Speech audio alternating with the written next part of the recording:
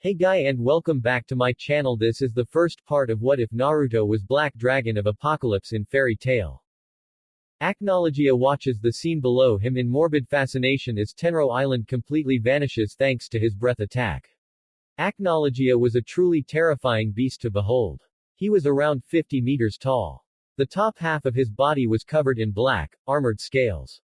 He had 4 horns protruding from the sides of his head extending backward. The front of his head was round and blunt, his eyes were white and beady, his mouth housed razor-sharp teeth, and his chin protruded into the shape of an arrowhead. His wings were black and had a feathery appearance to them, like a bird's. His underbelly, inner tail, and legs were all a dull gray color. His tail was long and ended in the shape of sharp dual-pronged stinger. The most distinguishing feature was the blue tribal markings that covered the top half of his body. The Black Dragon had originally come to the island sensing the Black Mage, Zirf, was on it. He wanted to kill the worthless human for the sins committed against him, 400 years ago. Sadly, fate was not too kind as Zirf had disappeared already, but he did get something out of this trip. He found a wizard guild on the island. And of all the guilds, it had to be the one founded by that brat, Mavis. Plus he saw the human he fought a few months ago too. Now that he thinks about it, only one of Mavis's brats would have the guts to face him in mortal combat. Though, fight would be the biggest understatement since it only lasted for about 3 minutes. Still, for a human to last that long, deserves some praise. It was one of the reasons he spared him and not outright killed him on the spot. Now he had several other mages to have fun with. They even had 3 dragon slayers. Well, 4 if that artificial one was included. Unfortunately, he soon saw that these dragon slayers were laughably weak. Compared to the slayers and mages of his age, these guys were pathetic. Then again, none of these mages ever experienced war, so it was kinda expected that none will have the capacity that the others had. Plus it looked like they were recovering from a fierce battle, but even that factor would not have changed the outcome much. However, he did get some entertainment from the master of the guild. Being able to increase to his height and be able to hold him off for so long for his children to escape was an impressive feat. However, surprise, surprise, the brats ignored his plea and came back at full force engaging Acknowledgia in combat. The dragon had to mentally shake his head at this. Why was he not surprised? Humanity really was one stubborn species. No matter how hard you put them down, they just keep coming back up like roaches. Though he must admit these humans were entertaining him more than he had anticipated. Hell, the 3 dragon slayers managed to push him into the sea. This piqued his interest ever slightly and he decided to test the brats and see if they would be worthy of his attention in the future. He rose from the sea and prepared to launch a breath attack upon them. The mages then began gathering their magic energy together when his attack was launched.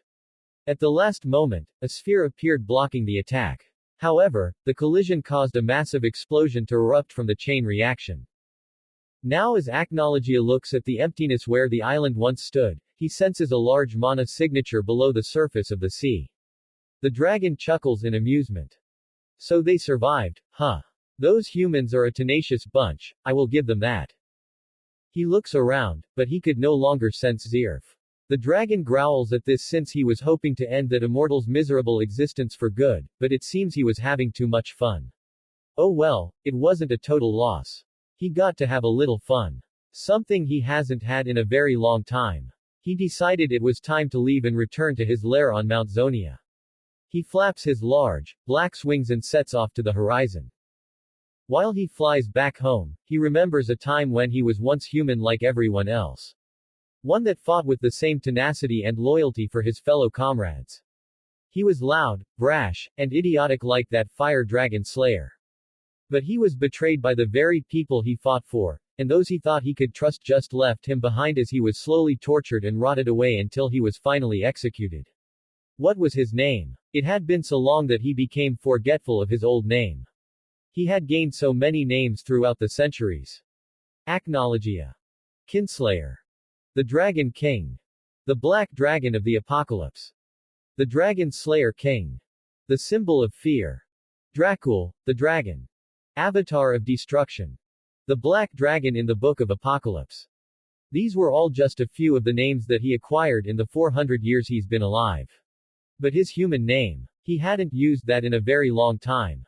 What was it again? Ruto. Nato. Menma. Naruto. Naruto. That was his name. Naruto Uzumaki, future Hokage of Konoha, believe it.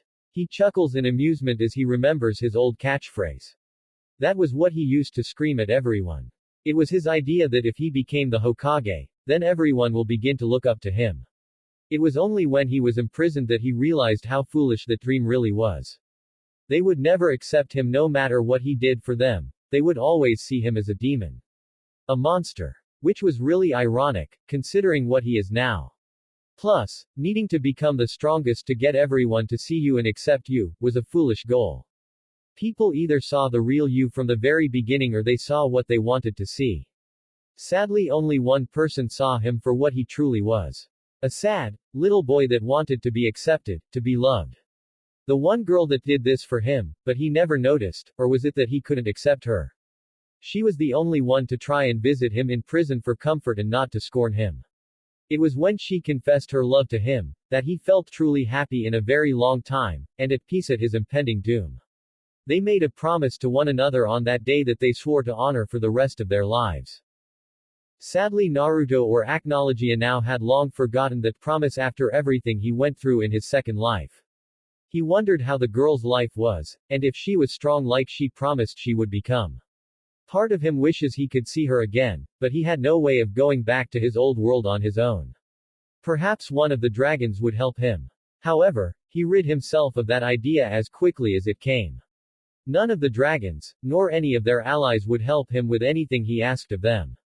Especially after the slaughter he caused 400 years ago. He won't deny that part of him enjoyed the death and destruction he caused, but not all of it was his fault. However, it was pointless to argue who's to blame and regret.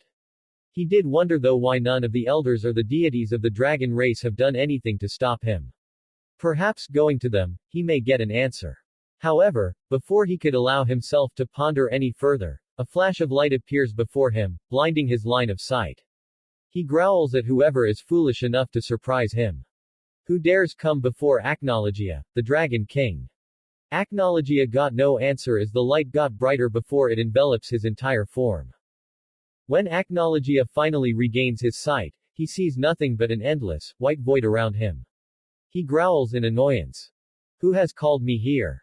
Show yourself, you coward. Who the hell are you? You look like an overgrown lizard. Roared a voice behind him. He looks behind and is shocked at who was yelling at him. The first person was a woman with a slender and feminine build. She stood at 5 feet 4 inches. She had blood, red hair that went down to her ankles with 2 shoulder-length bangs on each side of her face.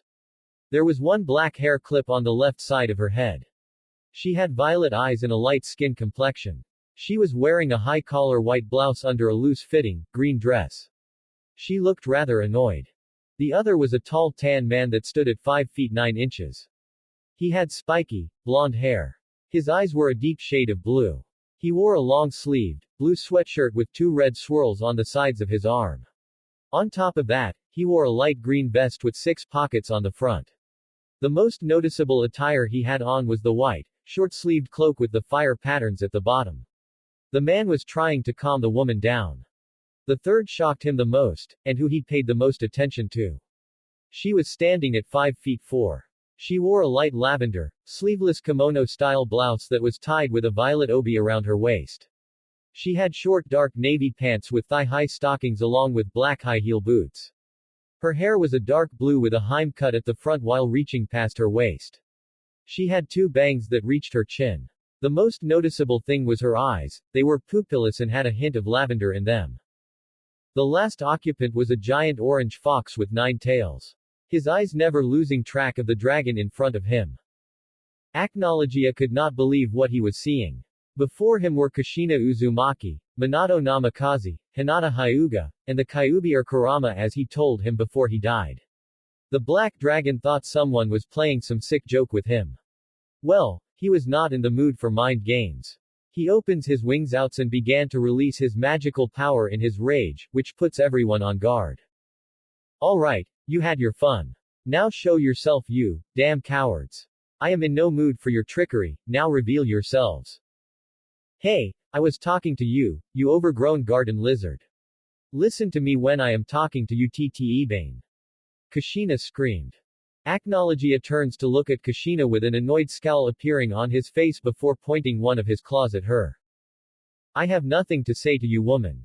Go take your blonde idiot of a husband and go fuck each other's brains out till you die. Since that is all you two can do, right? Fucking and dropping dead. Minato's and Hinata's jaws dropped at the insult, while Kurama was doing his best to bite back the laughter that was going to erupt. That all stopped when they all felt a dark aura and turned to see that Kushina was not amused at all. In fact, she was pissed off in every sense of the word.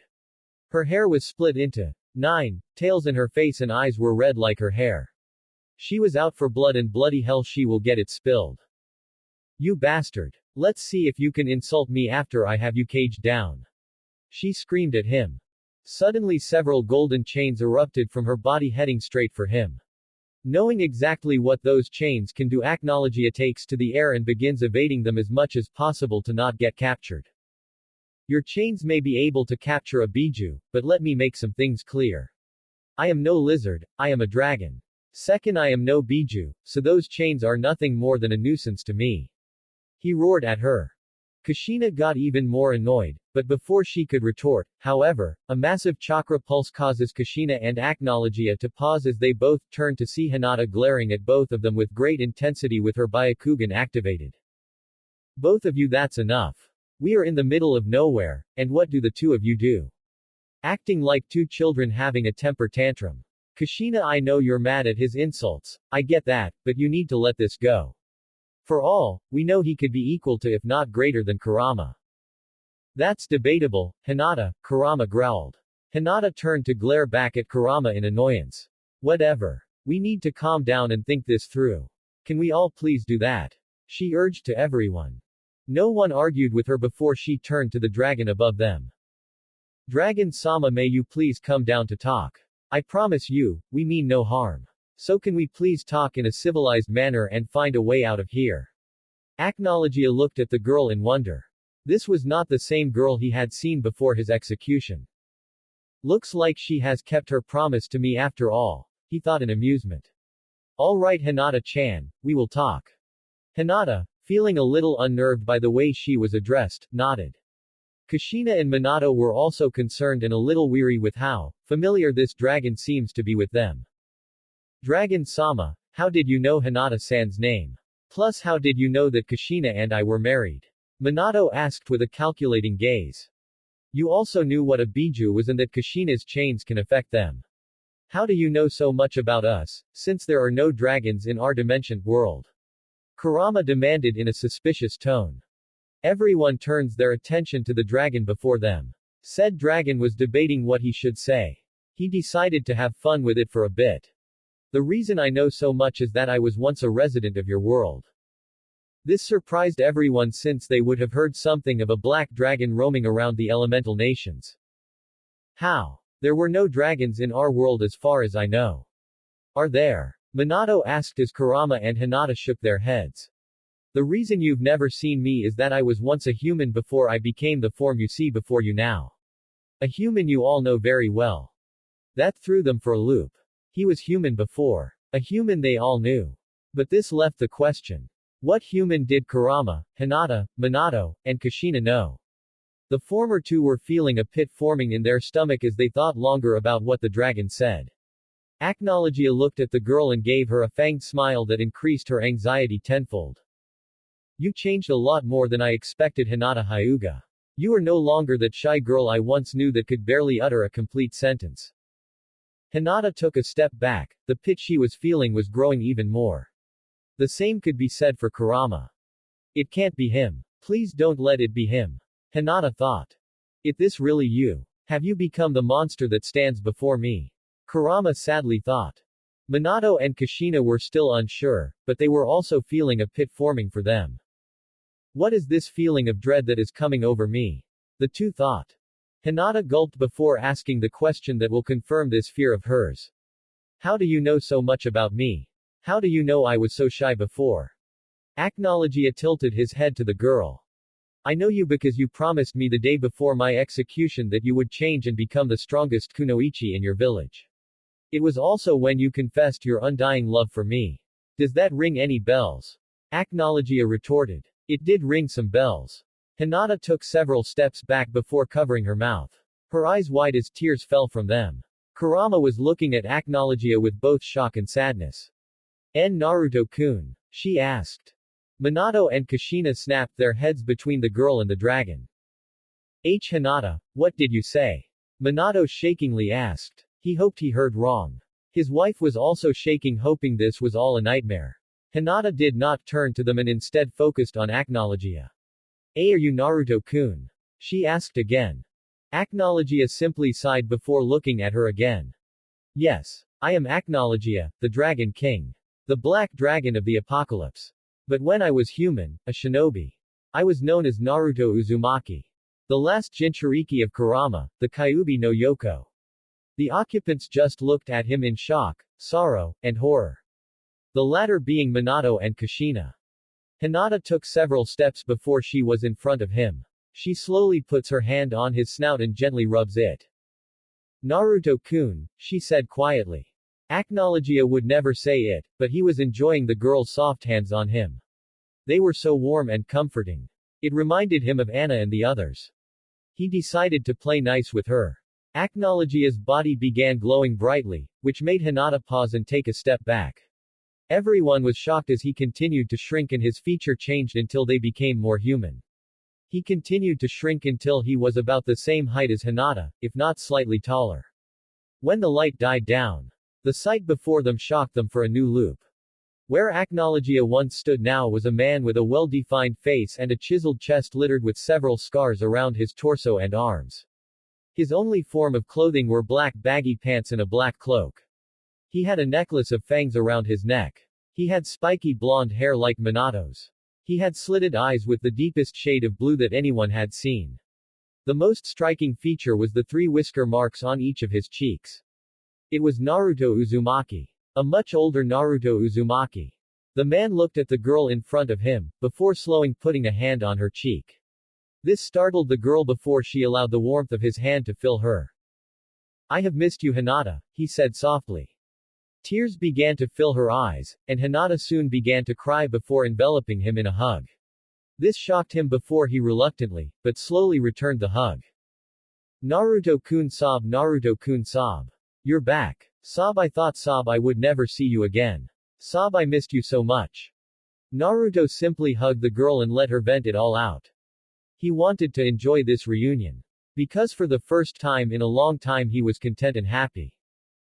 Naruto held onto Hinata for what seemed like hours, but he didn't mind at all. He wanted to let the girl vent out all her pent-up emotions for him. Plus, he enjoyed the warmth coming off of her. It was really intoxicating. It was like sitting next to a huge fireplace. It was warm and comforting. It was really an amazing feeling. And her scent. Kami, her scent was something else. It reminded him of lavender mixed with honey. The two were melded together so perfectly that his nose felt like it was in paradise. Seriously, how more desirable could this girl get for him? She was perfect in every sense of the word. Beautiful inside and out, strong-willed, and without a hint of malice to her unless you're her enemy. She was a goddess, plain and simple. Just like Anna and Irene were his goddesses, once upon a time. Returning from his daydreams, he looks down to see that the girl's crying had diminished to soft sobbing, but he can hear her say something, but it was too muffled to understand a word. Looking at the other occupants, he sees Kurama watching the scene with an amused expression on his face. Naruto had to fight the urge to roll his eyes. He hadn't changed at all. He was still the same smug, sneaky bastard he remembered. He turned to the other 2 occupants and saw his parents watching the scene in shock. His mother was shaking while covering her mouth with her hands, while his father was just too shocked to say or do anything. He decided he needed to address the other occupants, so he looks down at the girl before cupping her face with his hands and brings it up, so she was looking right at Naruto. The two stare at one another for some time, before he spoke. Hinata. Yes, Naruto-kun, she asked softly. While this reunion is heartwarming and very welcomed, we need to figure out how we came here. Hinata nodded. Naruto used his thumbs to wipe the last of the tears in her eyes before walking toward the other three with Hinata close behind. Naruto walks towards the other occupants at a leisurely pace. Meanwhile, Minato and Kushina were a nervous wreck. They had no idea how they came here. 1 minute they were in the afterlife, and then there was a flash of light and they were here in this white void with Hinata and the Kyuubi. They were about to accuse the Kyuubi of being the cause, but Hinata quickly diffused the potential fight that was about to erupt between the two sides as she quickly explained that the Kyuubi had nothing to do with them being teleported here. Then the black dragon suddenly appears, and the pair finds out that it's their son. How? How did their son become a dragon? The better question is what happened to him and what's his relationship with Hinata. Not to mention, why did they feel like their son hated them? That left a cold pit in their stomachs at the thought. Just what happened to their son? As the aforementioned boy, no man approached, they wondered what he would say or do to them. Will he hug or attack them? However, Naruto did neither of the two. Naruto just walks right past them and not even acknowledging them and continues until he is right below the Kyuubi. It's good to see you, Kurama. It has been a very long time. Kurama smiles. Yes, I guess for you it has been a long time. For me, it's been 8 to 9 years. Still, I'm glad to see your ugly mug again, Kit. I see death has not changed your smart mouth, Yubaka Kitsune. But I still missed you. Kurama snorted. Please compared to your vixen, our reunion isn't that great. Oh by the way, how did your vixen feel? You got an up-close experience with her assets. How was it? Hinata was blushing madly at the question that the Kyuubi asked Naruto. Naruto's answer just made it worse. They were soft, warm, and comforting. Overall best feeling I've had in a long time. Hinata was by this point reaching atomic levels of red before covering her face with her hands as steam blew out of her head. Kurama snorted before he began laughing like a maniac. His laughter echoing throughout the void. Ha ha ha ha ha ha. Ah man, I really do miss these conversations with your Kit. You always made them entertaining. Never a dull moment with you. Naruto smirked. I wouldn't be me if I wasn't unpredictable. Kurama then shifted to a serious expression before looking at Minato and Kushina, then looking back down at Naruto. Aside from the fun and games, Naruto. I think you have to settle some things and this is as good as time as any. Naruto sighed. He knew he was right. He couldn't avoid this, no matter how much he wanted to. It was time to bury this part of his past for good. He nodded before turning around and walking to the two sources of his past. His parents. The same ones that decided it was a smart idea to seal the Kurama in him and leave him with the most irresponsible adults to watch over him, and a village that wanted his blood. Blood that they kept trying to take for nearly 13 years. Many times they nearly succeeded, but Kurama healed him from his near-death beatings. Then there was also the Sandaime Hokage, who did jack shit when it came to helping him. All he did was sent the mobs that hunted him to I&T, but they always got out and came right back to hunting him. All because the useless old man could do nothing against the civilian and shinobi councils. The clan heads were also just as useless. Don't even get him started on Kakashi, Jiraiya, and Tsunade. The less said, the better. He stops his train of thought as he was about a meter away from them before standing still. He continues to look at them with the blankest expression any human being or dragon could produce.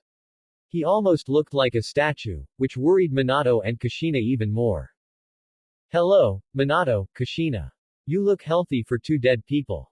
The aforementioned duo flinched at the dull, bland tone in their son's voice. Minato gulped before looking at Naruto's blank, cold eyes. Naruto, do you know who we are? How would I not know the great Yondaime Hokage? The great slayer of the Kyuubi and the savior of Konoha. Then we have his wife, Kushina Uzumaki Namikaze. You are like gods to the people of Konoha. Why wouldn't I know who you are? Naruto spoke blankly. Naruto, I meant. I know what you meant, Yondaime. Naruto cuts him off before he continues. So, you know. That you are the parents that ruined my life and left me for dead in Konoha. Yes, I know exactly who you two are. The two flinched at his cold tone, but they were confused by what he said. Naruto, what do you mean we ruined your life? I mean I know having the Kyuubi in you may have been bad, but you had Sarutobi, Kakashi, Jiraiya, who we named as your godfather, and the good people of Konoha to look after you. Minato smiled, wondering what he learns from everyone. Don't forget about Tsunade Tte, Kushina exclaims. However, their cheerful mood drops when they felt an immense ki aimed at them. They looked to see Naruto glaring venomously at them. The whites of his eyes glowing, giving him a very eerie look. Kurama and Hinata flinched knowing the bomb those two set off. Naruto continued to glare for a good while before he spoke in a cold whisper. Not that bad. Looked after. Good people of Konoha. His voice was growing much angrier and louder. You stupid, naive, idealistic, idiots. At this point, his voice was raised higher. He was now screaming at them. You have the nerve to say to my face. While smiling no else. What fucking village were you living in? And to answer your question, no. I was not well looked after. The moment after you sealed Kurama within me, I had people screaming for my death. Jiraiya, Kakashi, and Tsunade, as you well put it, did nothing for me. The Sandaime was even worse. He gave into that console like a submissive bitch. I was forced to live in an orphanage till I was kicked out when I was 4. I lived on the streets for nearly 4 fucking years. I was put in an apartment building in the red light district of Konoha. Hell, the residents there treated me more human than the rest of the village. I have been beaten, tortured, stabbed, electrocuted, burned, drowned, and raped by the very people you saved. And you know what they said as they did all that to me? They said a demon like I has no right to live, that they are honoring the Yondaime by finishing his job.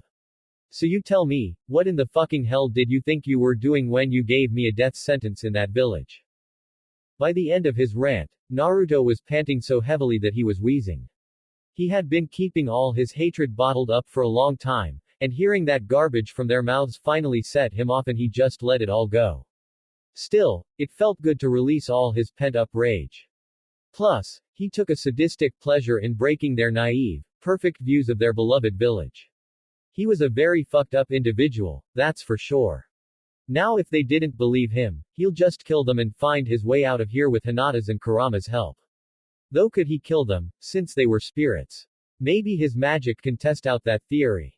Taking souls from the living is one thing, but he's never tried it against the dead. He is cut from his train of thought when he feels a hand on his shoulder and looks over it and sees Hinata looking at him in concern. He gives her a nod to confirm that he was fine.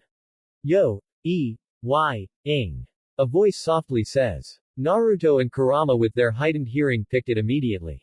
Naruto sighed in annoyance before looking at the two and sees both their heads down, their bodies shaking. Excuse me. You wanna repeat what you just said, human? Naruto growled out to his human father. Minato looks up. You're lying. There's no way that happened to you. Konoha is one of the best villages in the elemental nations. Konoha would not do those things to you. Minato yelled in denial. Kushina looked like someone whose world had been completely crushed and hoped everything she heard was a lie. That couldn't be true. The people of Konoha loved him and her wife, surely they would love their son as well. Surely they would see Naruto as their savior and protector and not the fox sealed within him. And even if they didn't, the Sandaime, Jiraiya, and Kakashi would have watched over him. They promised that the boy would live to have a happy childhood and become a great ninja. The people they trusted and risked their lives for, wouldn't turn their backs on them and their son so easily, right? Naruto palmed his face with both hands as he was trembling in rage. He slowly takes his hands off, as his parents took several steps back in fear as Hinata and Kurama got very worried. Naruto's eyes were completely white and brightly shining with a pale glow. However, before anyone could react, Naruto appeared in front of them looking at the two with a malicious smirk. A smirk that promised pain and suffering. Without a second to react, Naruto slammed a swift uppercut into Minato's gut. The air left the Yondaime's lungs as he felt his muscles and organs twist due to the sheer force of the punch. Naruto's smile widens as he heard the sounds of muscles and organs being twisted and squeezed to the brink of being ripped apart. It was music to the Dragon King's ears. And oh boy. Doing it to his human father, Naruto using the term very loosely, made it all the more enjoyable. Minato coughed out blood and spit as he flew back a few feet. He began coughing profusely as he held his stomach in pain. However, Minato had little time to contemplate his injuries as Naruto appeared right in front of him. Kushina lunged forward to try and stop Naruto, but the blonde king merely disappeared in a blur before hoisting her into the air through a vicious vice grip to the throat. Kushina. Minato croaked. Naruto smirked as he viciously slammed her into the ground as Kushina grunted in pain. Minato tried to get up, but one swift kick from his son sent him back to the ground. Minato grunted in pain as he and Kushina looked up to see their son going through several hand gestures that resembled hand signs. Suddenly a seal appeared in each of their abdomens. Minato and Kushina began panicking as they couldn't feel their chakra anymore. Hell, they couldn't move a muscle. What was happening? What have you done to us? Minato coughed out. Naruto smirked. I just added a seal that seals away your chakra and makes you immobile. Making sure you can't run away. Naruto explained as he lifted Minato by the collar of his shirt. Minato was panicking and was about to say something, but a harsh punch in the gut made him choke on his words. No more talking. Now take your beatings like a man. Naruto sneered as he reared his arm back and wham! Wham! Wham! Wham! Naruto punched Minato again and again. He could hear his ribs shattering and his organs taking damage. His face was getting more bloody and broken. He coughed blobs of blood as he was continuously pummeled. Kushina watched in horror as her son beat her husband viciously. Naruto finally paused as he saw the bloody mess that the Yondaime was in. He decided it was time to finish this up. He threw the beaten Yondaime to the side as he landed next to his wife. Kushina started asking if he was right, but all Minato could do was groan. Anything Kushina was going to say was cut off as Naruto appeared right in front of them. He raised his arm as his magical energy poured into his palm as it formed into a very familiar sphere. The Rasengan. However, Naruto continued to pour his mana into the sphere as it grew until it was the size of a 10-foot-sized beach ball. Naruto, please. Kushina pleaded, but Naruto just gave her a dull look. Farewell, Kushina Uzumaki. Minato Namikaze. Go back to the afterlife knowing that you failed your son. Naruto was about to launch the Rasengan but a hand suddenly stopped him. Naruto growled in annoyance as he turned to see who stopped him. His glare vanished as he blankly looked back at the lavender eyes of Hinata. Why? Was all he asked. Hinata frowned sadly as she continued to look at her crushed lover, husband. She gave a quick glance to Kushina and Minato, and her frown deepens as she saw the petrified looks on their faces. She quickly turned back to Naruto's blank stare. That's enough. Don't do this. Hinata finally said. Naruto's stare became fierce, but before he could say anything, Hinata continued. Naruto. She began slowly. I understand you are angry. I get it. Kurama gets it. You've bottled up all your anger and hatred for Konoha and your parents for so long, and I can tell you have been through much in this world. And after hearing what your parents said, you finally just snapped and vented it out on them. I understand, Naruto. But I can't allow you to continue. I will not allow you to get consumed by your anger and hatred and make a mistake that you will regret. Naruto was about to speak, but Hinata cut him off. No, I am not done, so you will listen to me, Naruto. Right now we have bigger things to worry about. Such as figuring out who brought us here. So I need you to calm yourself down and not let your anger consume you. This is not you. You are not the masked Uchiha and you are nothing like Sasuke. So prove that right now that you are not an Uchiha and just cooperate with them until this matter is settled. You don't have to like or forgive them. I can't ask you to do that nor can I force you to. But you promised that we would work together to find out who brought us here. So can you settle down or are we going to be stuck like this until you do? Because I will if I have to. Naruto was torn between growling in anger or laughing in amusement. Hinata had truly changed since the last time he saw her, which made her all the more desirable to take at the moment. The only time she ever remotely talked like she did now was during their time together. While brief, it was one of the best times of his life. He wanted to argue, but deep down he knew she was right. Despite hating his parents, killing them will get him nowhere. They needed to work together to figure out how they got here. He sighed before dispelling the Rasengan as his eyes went back to normal. The others sighed in relief, though Minato and Kushina were more noticeable. The two flinched as they saw Naruto staring at them. The three stayed in a deafening silence until Naruto raised his arm, which caused the two flinch until he flicked his wrists as the seals on their bodies disappeared. Naruto flicked his arm once more as Minato's body glowed as all the injuries he sustained disappeared. The two stood up as they looked up at Naruto in confusion. Don't get the wrong idea. I did it because if we want to find out who brought us here, we need to be in tip-top shape, and having you beaten and bloody, while amusing for me, would be nothing but a hindrance. The two flinched but nodded. Naruto turned to Hinata, who gave him a proud smile. Now Naruto, who do you know that would be capable of summoning the five of us here? She asked. Perhaps we can answer that question, young lady. A voice stated. The occupants turned their heads to the source of the voice and were shocked at who the origin of the voice was. Two figures approached them. Both of these beings were equal in size to Kurama, and were dragons like Naruto was when he first appeared in the White Void. The first one had an aquamarine scales covering the top half of his body, while his lower body was covered in gray scales.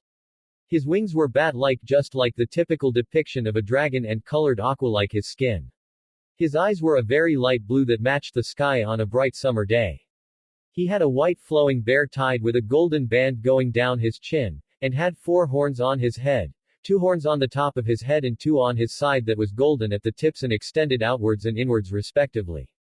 A white unibrow covered his forehead and went up to his hair. He had 2 golden plates on his shoulders that connected at the front of his body with a chain. At the end of the chain was a large, blue jewel. Past the plates was a long, dark blue cloak that reached the end of his tail that had 2 golden bands like his beard. He also had 2 brown packs on both of his sides that were filled with books and scrolls. That dragon surprised Naruto, but it was the second that surprised him the most and made him feel something he has not felt in a long time. Fear. The second occupant was a completely black dragon, similar to Naruto's form, but his underbelly was a much darker shade of gray. He had 4 fingers for his claws and talons. His wings were also bat-like in design and had black transparent skin on them. He had 2 horns on his head and 4 on his chin. He had amber eyes with black horizontal slits. He also had bone-like horns that started on his head and then went down his spine to the end of his tail that was in the shape of an axe.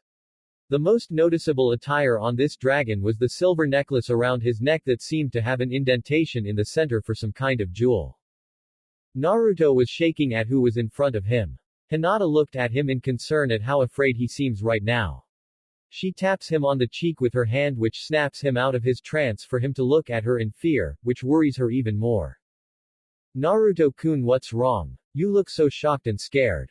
Please, tell me. Hinata pleaded. Naruto remained quiet, but a cough from the dragons got their attention. I believe we may answer why young Naruto is feeling so anxious in front of us. The blue one said with a smile. Hinata looked at them in worry, while Kurama looked ready to fight if necessary. The blue one's smile increased when the girl asked who they are. You see, young Hinata, I am known as the Chronicler, one of the elder dragons. I am the watcher for all dragon kind. I have recorded the history of the dragons since its infancy to its present state.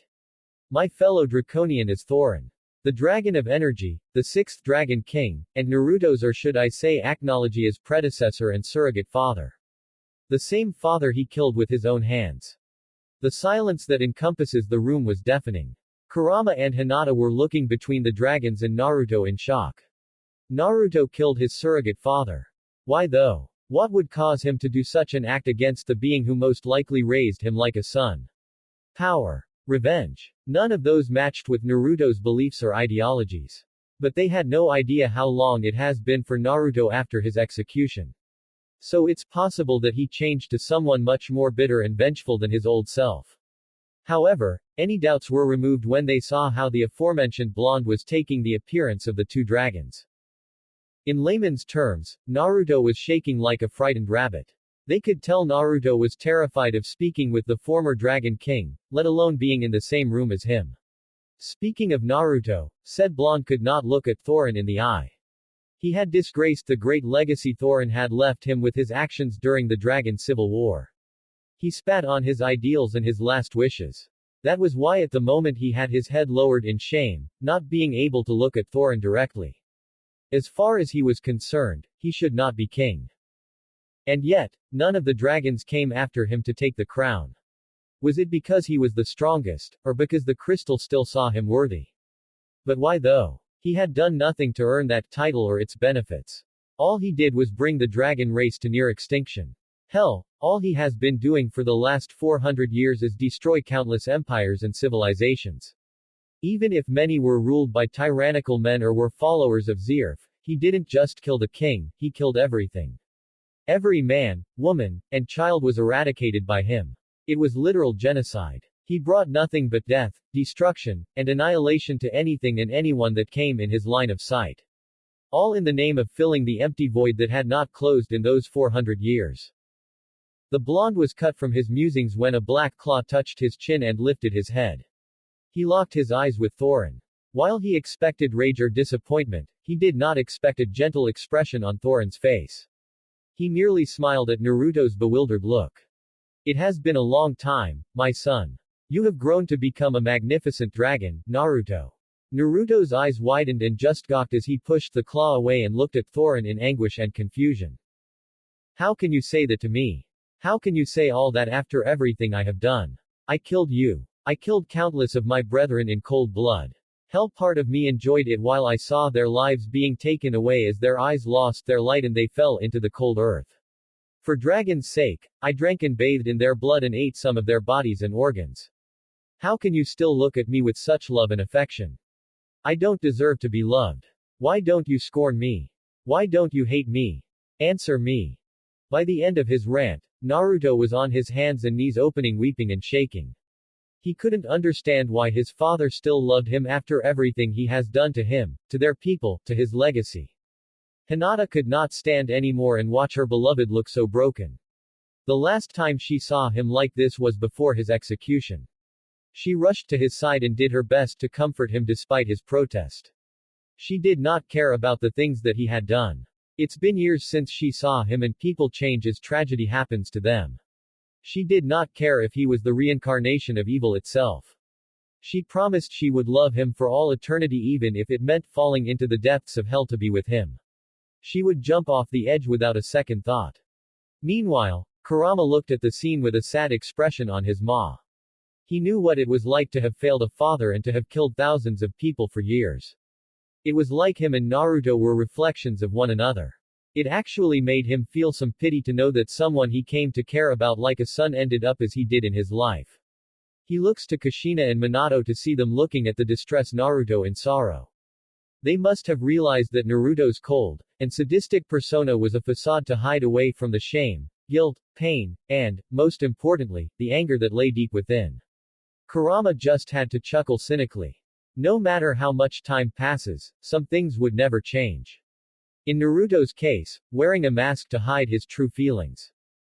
Back with Naruto, he continued to sob while Hinata held him as tightly as she could and whispering comforting words from her.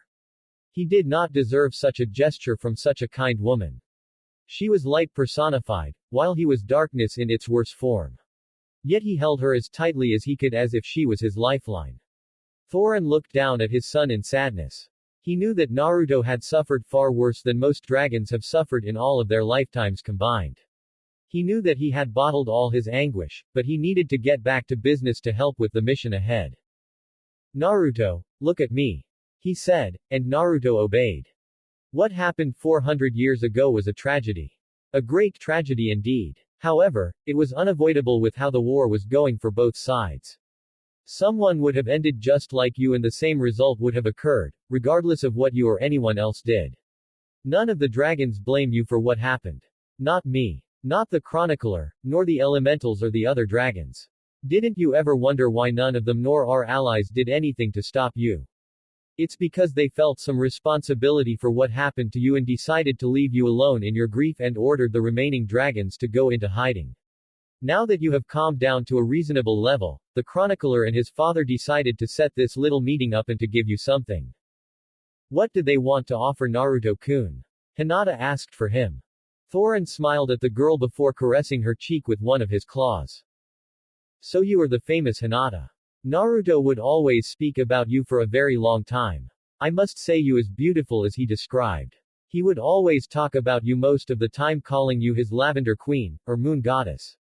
He especially talked all the time when your daughter asked him about you. I am glad I had a chance to meet my son's first mate. Hinata was literally steaming red from what Thorin told her. Beautiful. Moon goddess. Lavender queen. How can Naruto swoon her over with such simple words? They only met after a few years and yet he can sweep off her feet so easily. She looked at Naruto and saw his eyes. She saw that he meant every word and that they were still true to him even now. She wanted to take him right then and there, but something Thorin said got her attention and caused her to look at the dragon in confusion. Thorin Otou-sama, what do you mean daughter? Naruto and I have no children. Thorin smiled at his nickname as did Chronicler, Naruto, and Kurama. Did you forget the time between Naruto and yourself before he was executed? Hinata blushed a deep red again and nodded, remembering her time with her beloved. Why yes. Now about this offer. She asked. Before that, I think there are some people that need to be informed about some events. Right, Naruto. The chronicler spoke this time. Naruto nodded and got up before walking over to Kurama and his parents again. Naruto looked at them seriously, while the two were nervous but remained calm. What I am about to show you is my life up till my execution. I have no reason to lie to either you, so know this is the absolute truth. I swear a blood oath to the dragons I am showing you the truth. After he finished that, lightning boomed within the void, confusing everyone except the dragons and Naruto on what it meant. The chronicler decided to explain. A blood oath to the dragons is a sacred vow that a being makes that they swear to uphold and accomplish the task they promised to keep. Failure to do so would mean eternal pain and suffering for the person that broke that solemn oath. Everyone looked at Naruto in shock. He would really take it that far to prove he was telling the truth. Then again, it was just like him to do something so crazy. Naruto then closed his eyes. Byakugan. When he opened his eyes, they glowed a pale white. Hinata looked at him confused as to why he called it that. I named it Byakugan, because of how my eyes looked and some of their abilities match yours. Plus it was my way to honor you. It made me feel like I had a piece of you with me at all times. He smiled when Hinata looked like she was the happiest woman on the planet and gave him a big fat wet French kiss. The kiss lasted for a few minutes and involved a lot of tongue movement until Naruto was given some time to breathe. He looked to see that Hinata's face was flushed and her eyes had a lot of lust in them. Lust for him and him only. He knew he probably had the same look on him. The dragons and Fox just laughed at the display. Minato and Kushina were blushing at the display of affection since that should be reserved in the bedroom. Naruto pulled his attention back to his parents. Memory projection. He shouted as a giant white screen appeared above his head. The screen flashed to life. He projected Konoha after Kurama's attack and being sealed inside Naruto. The scenery was from a horror movie. The fire was everywhere, burning buildings and corpses of the dead. Buildings crushed and destroyed and many areas were left barren. Bodies of the dead were scattered everywhere, sometimes only limbs were all that remained of a person. The scene changed to the council room when the reinstated Sandaime took charge after his successor's death and revealed Naruto's condition to the council. Immediately they screamed for his death on the civilian side while the shinobi wanted him on a leash or in a jail cell to protect everyone. Danzo wanted him as a weapon to be used against their enemies. The Sandaime demanded silence and explained Naruto will live in the orphanage and later be put in a home in the red light district, with no one helping him, including the Hokage. Almost everyone agreed and the meeting ended. The scene changed to Naruto having a horrible time in the orphanage. Being given worn-out clothes, and barely any blankets to keep himself warm. The other kids and caretakers abused and bullied the child for the years he remained in the orphanage. When he was 4, he was thrown out onto the streets, in a blizzard no less. He would have died from hyperthermia and frostbite if the fox had not used his chakra to keep Naruto warm and protected from the elements. Naruto lived in cardboard boxes for shelter and found his food from the various dumpsters he scavenged around. After one beating on his birthday, he was given his rundown apartment. It was during his time he meets the good people of Ichiraku Ramen that always gave him a bowl of food. It soon became his favorite place to eat and hang out. But that did not deter the numerous attempts at his life. He was beaten and abused in the vilest ways a human could do to a child. Then when he was 8, he was kidnapped by several villagers that tortured and raped him for several months.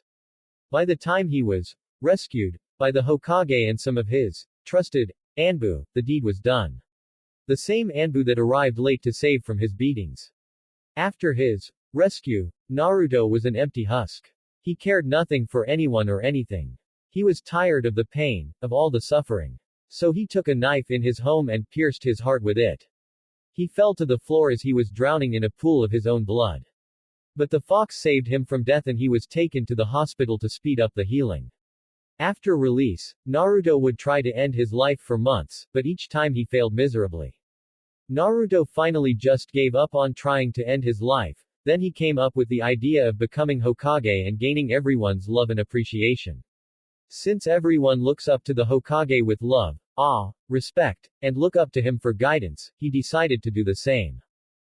He entered the academy to become a ninja, but he quickly saw that his teachers did everything possible to sabotage his learning. Naruto decided to play pranks to get back at them and to vent out his hate to the village. Plus it was a good lesson in stealth and he managed to outrun the Chunin, Jonin, and even Anbu chasing him for hours. He literally painted the village's monument in broad daylight in a neon orange jumpsuit and no one caught him until he was done. The day he failed for the third time he was tricked into stealing the scroll of ceilings, which was a relic of the village. He mastered a forbidden technique from it in just a few hours. The technique was called the Shadow Clone Jutsu, which creates solid copies of the user. These copies were self-conscious and able to think for themselves but usually acted identical to the original. The main thing was that anything they learn or experience goes to the original user after they are dispelled in a cloud of smoke. He used it to save the one teacher that cared about him and beat the other teacher that tricked him to stealing the scroll. He was put in a team with his crush Sakura Haruno and his emo rival Sasuke Uchiha. His teacher was a masked cyclops by the name of Kakashi Hatake. He was a lazy bum that always arrived 3 hours late and gave the worst exercises you could have ever heard. He gave lousy exercises and always focused on Sasuke. Sakura never cared and always fawned over Sasuke. She would always berate and hit Naruto whenever he tried to cheer her up or ask her out. Then came his first mission outside the village that went from a simple C rank to an A rank. It was during this mission he learned what his ninja way will be, and how he will his life in the shinobi world. Then came the chance to advance in ninja rank, the Chunin exams. It was broken into 3 parts. A written part, which went off with little trouble. The second part was a survival exam in an area called the Forest of Death. That is where things went to shit. First, the 3 got separated from each other by a powerful wind attack. Then Naruto gets eaten by a giant snake. Then after he gets out he finds his teammates being attacked by the guy that sent that snake. This man was Orochimaru. Naruto used some of Kurama's chakra to fight him, but he was knocked eventually by having his connection cut off by Orochimaru.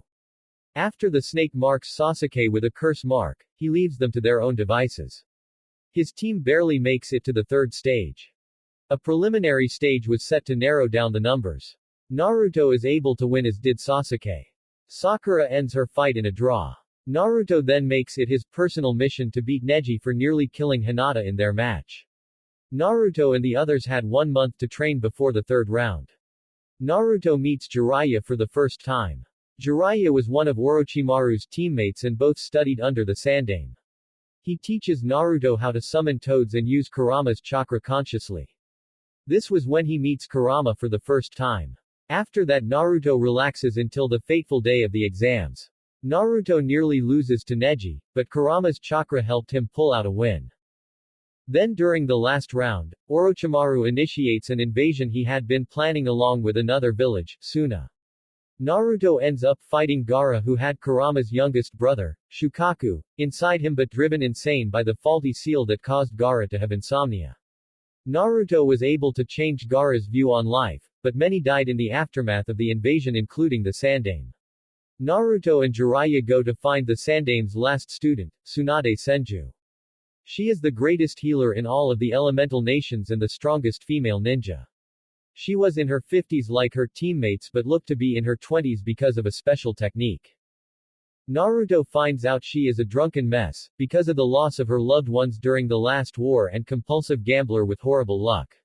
He is able to get her out of her drunken mess and convince her to return to the village, but not before there was a battle royale between Tsunade and Jiraiya against Orochimaru and his assistant Kabuto.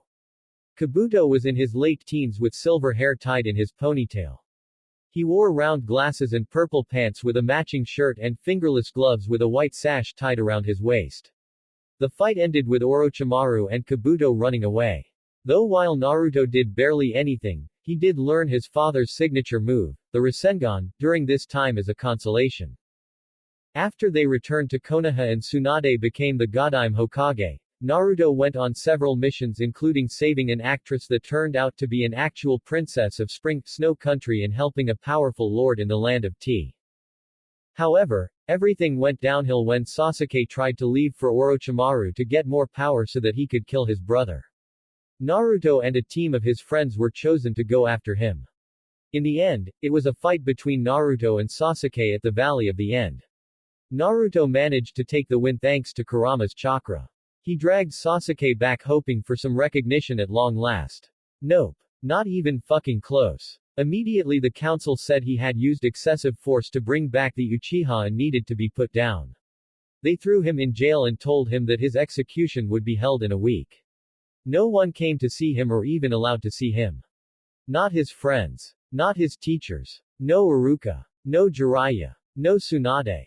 No one. The last time he saw them was when he was dragged into the prison. All of his friends calling him a traitor and a monster. Apparently the council blew the lid on his secret and now everyone knew he was the Kyuubi Jinchuriki, and hated him for it.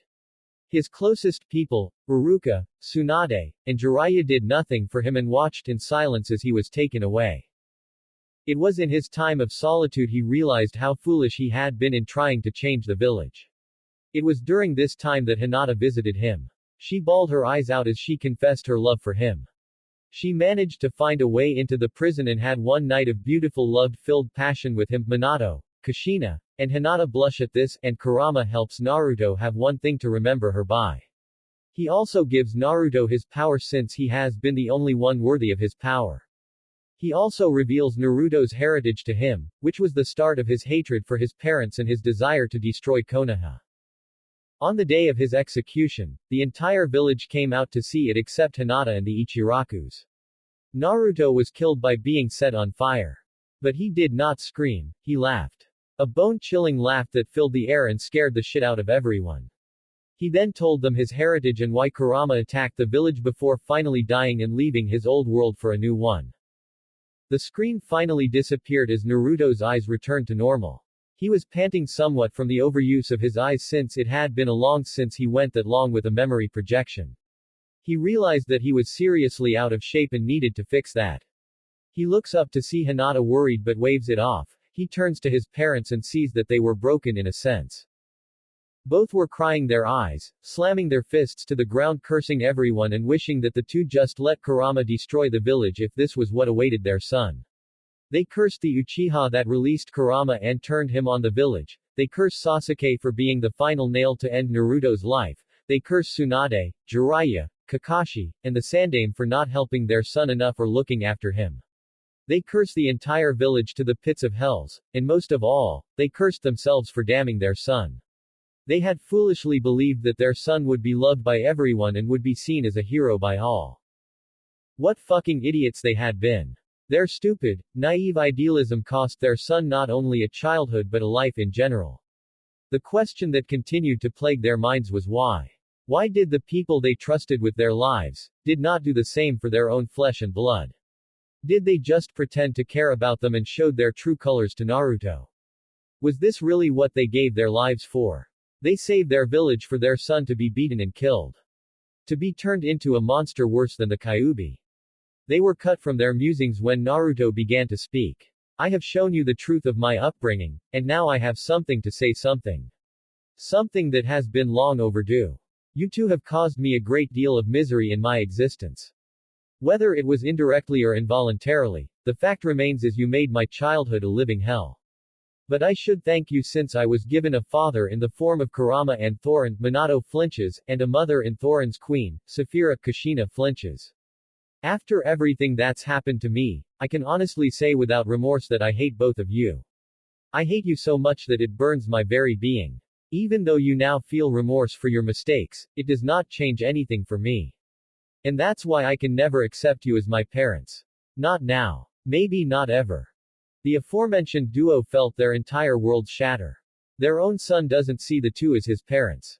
Hell, he sees two dragons and the Kyuubi of all beings as his parents more than the two of them. They couldn't blame him though.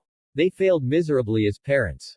All they gave him was a burden he was too young to understand or bear, and left with people that turned their backs on him, wanted nothing to do with him, or wanted him dead. They hung their heads low as new waves of tears came to their eyes. We fucked up so bad, was their collective thought as they wept once more for the new wound in their hearts. The two felt a pair of arms wrap around them. They looked up to see Hinata's sympathetic gaze. The two buried their heads on her shoulders as they continued to sob and weep. Hinata held onto the two tightly as she whispered comforting words to them.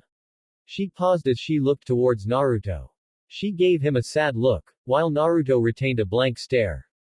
She knew he was not bothered by her actions, and she knew she could not say anything to change his mind.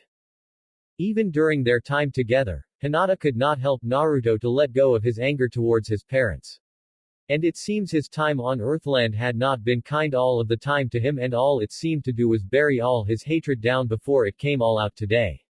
She knew she had no right to tell Naruto who to consider as his parents. She just hopes that perhaps with time, Naruto will learn to forgive his parents after getting all that anger, rage, and grief out. Meanwhile, the other occupants watched the scene with sadness and pity in their eyes. Kurama and Thorin knew it would be a long time before Naruto ever lets go of his hatred for them, if he ever does. The two just hope it's not at the end of his life again, so he doesn't die with regrets again in his heart. Thorin was next to speak after a period of silence. Naruto. Naruto turned to his mentor father. I believe you and the other two should listen to what Hinata had to say to you about the elemental nations after your abrupt end. Naruto turned to the girl in question along with anyone else in the room as she got up after Minato and Kushina had calmed down enough to listen as well. She sighed before she began recounting her tale. Well, after your execution, things got really bad for Konoha. When word got out that the village abused and executed the only son of the Yondaime, a lot of people were not happy. The village was split in two because of it. Those that felt guilty, a bit late for that in Naruto's mind, and those who did not care. The Cage, Gaara, the Spring Daimyo, Koyuki, the Waterfall leader, Shibuki, the Land of Tea leader, Joriko, the entirety of Wave cut all ties with Konoha. They were all disgusted with not only your upbringing but also that you were executed for doing your job. The Fire Daimyo had to march down to the village after nearly drowning in angry letters from all the different countries that dissolved their treaty with us. He really let all of them have it as he ranted on them for their stupidity. The civilian council was disbanded and all of its members were executed and had all of their assets seized. The clan heads had to pay a hefty fine that depleted half of their total income. The shinobi elders were sent to a maximum prison. Danzo tried to fight back thinking this was his opportunity to take over, but Jiraiya and Tsunade killed him after a long battle. His root Anbu then went on the offensive against the village. It became a bloody massacre. No one knew who was friend or foe. Afterward, the Fire Daimyo wanted to know why Danzo wasn't watched more carefully if he was such a suspicious character, but all Tsunade could do was give excuses, which pissed him off even more. He basically removed nearly all power from the Hokage and basically made her a figurehead, and he was basically calling all the shots now. All of our former friends were in denial, and many of them blamed you for all the damage that was done to the village. The only ones who looked remorseful were Shikamaru, Choji, Lee, Tenten, and Shino. Again, a bit for that, thought Naruto. Sasuke was still in a medically induced coma to keep an eye on him. I decided to fuck him over for what he did to you. I added some ingredients to his medicine he was being injected with that slowly killed his ability to produce sperm. Normally the drugs he was being given were to keep him down, so no one knew what was happening to him until it was too late. By the time he was awake, his testicles were like a barren desert. Naruto stared at Hinata in shock. You mean you? She nodded with a smirk. Yup. I made that puny Uchiha the last one in every sense of that word. Well, the last one besides Itachi and that masked bastard claiming to be Madara. Hell, I even injected him with some special enzymes that permanently relaxed the muscles in his genitals, so he could no longer get an erection. No children and no sex for that bastard ever again. Though I was saving any poor girl or guy stuck with him from a life of disappointment. He really earned the title runt of the Uchiha.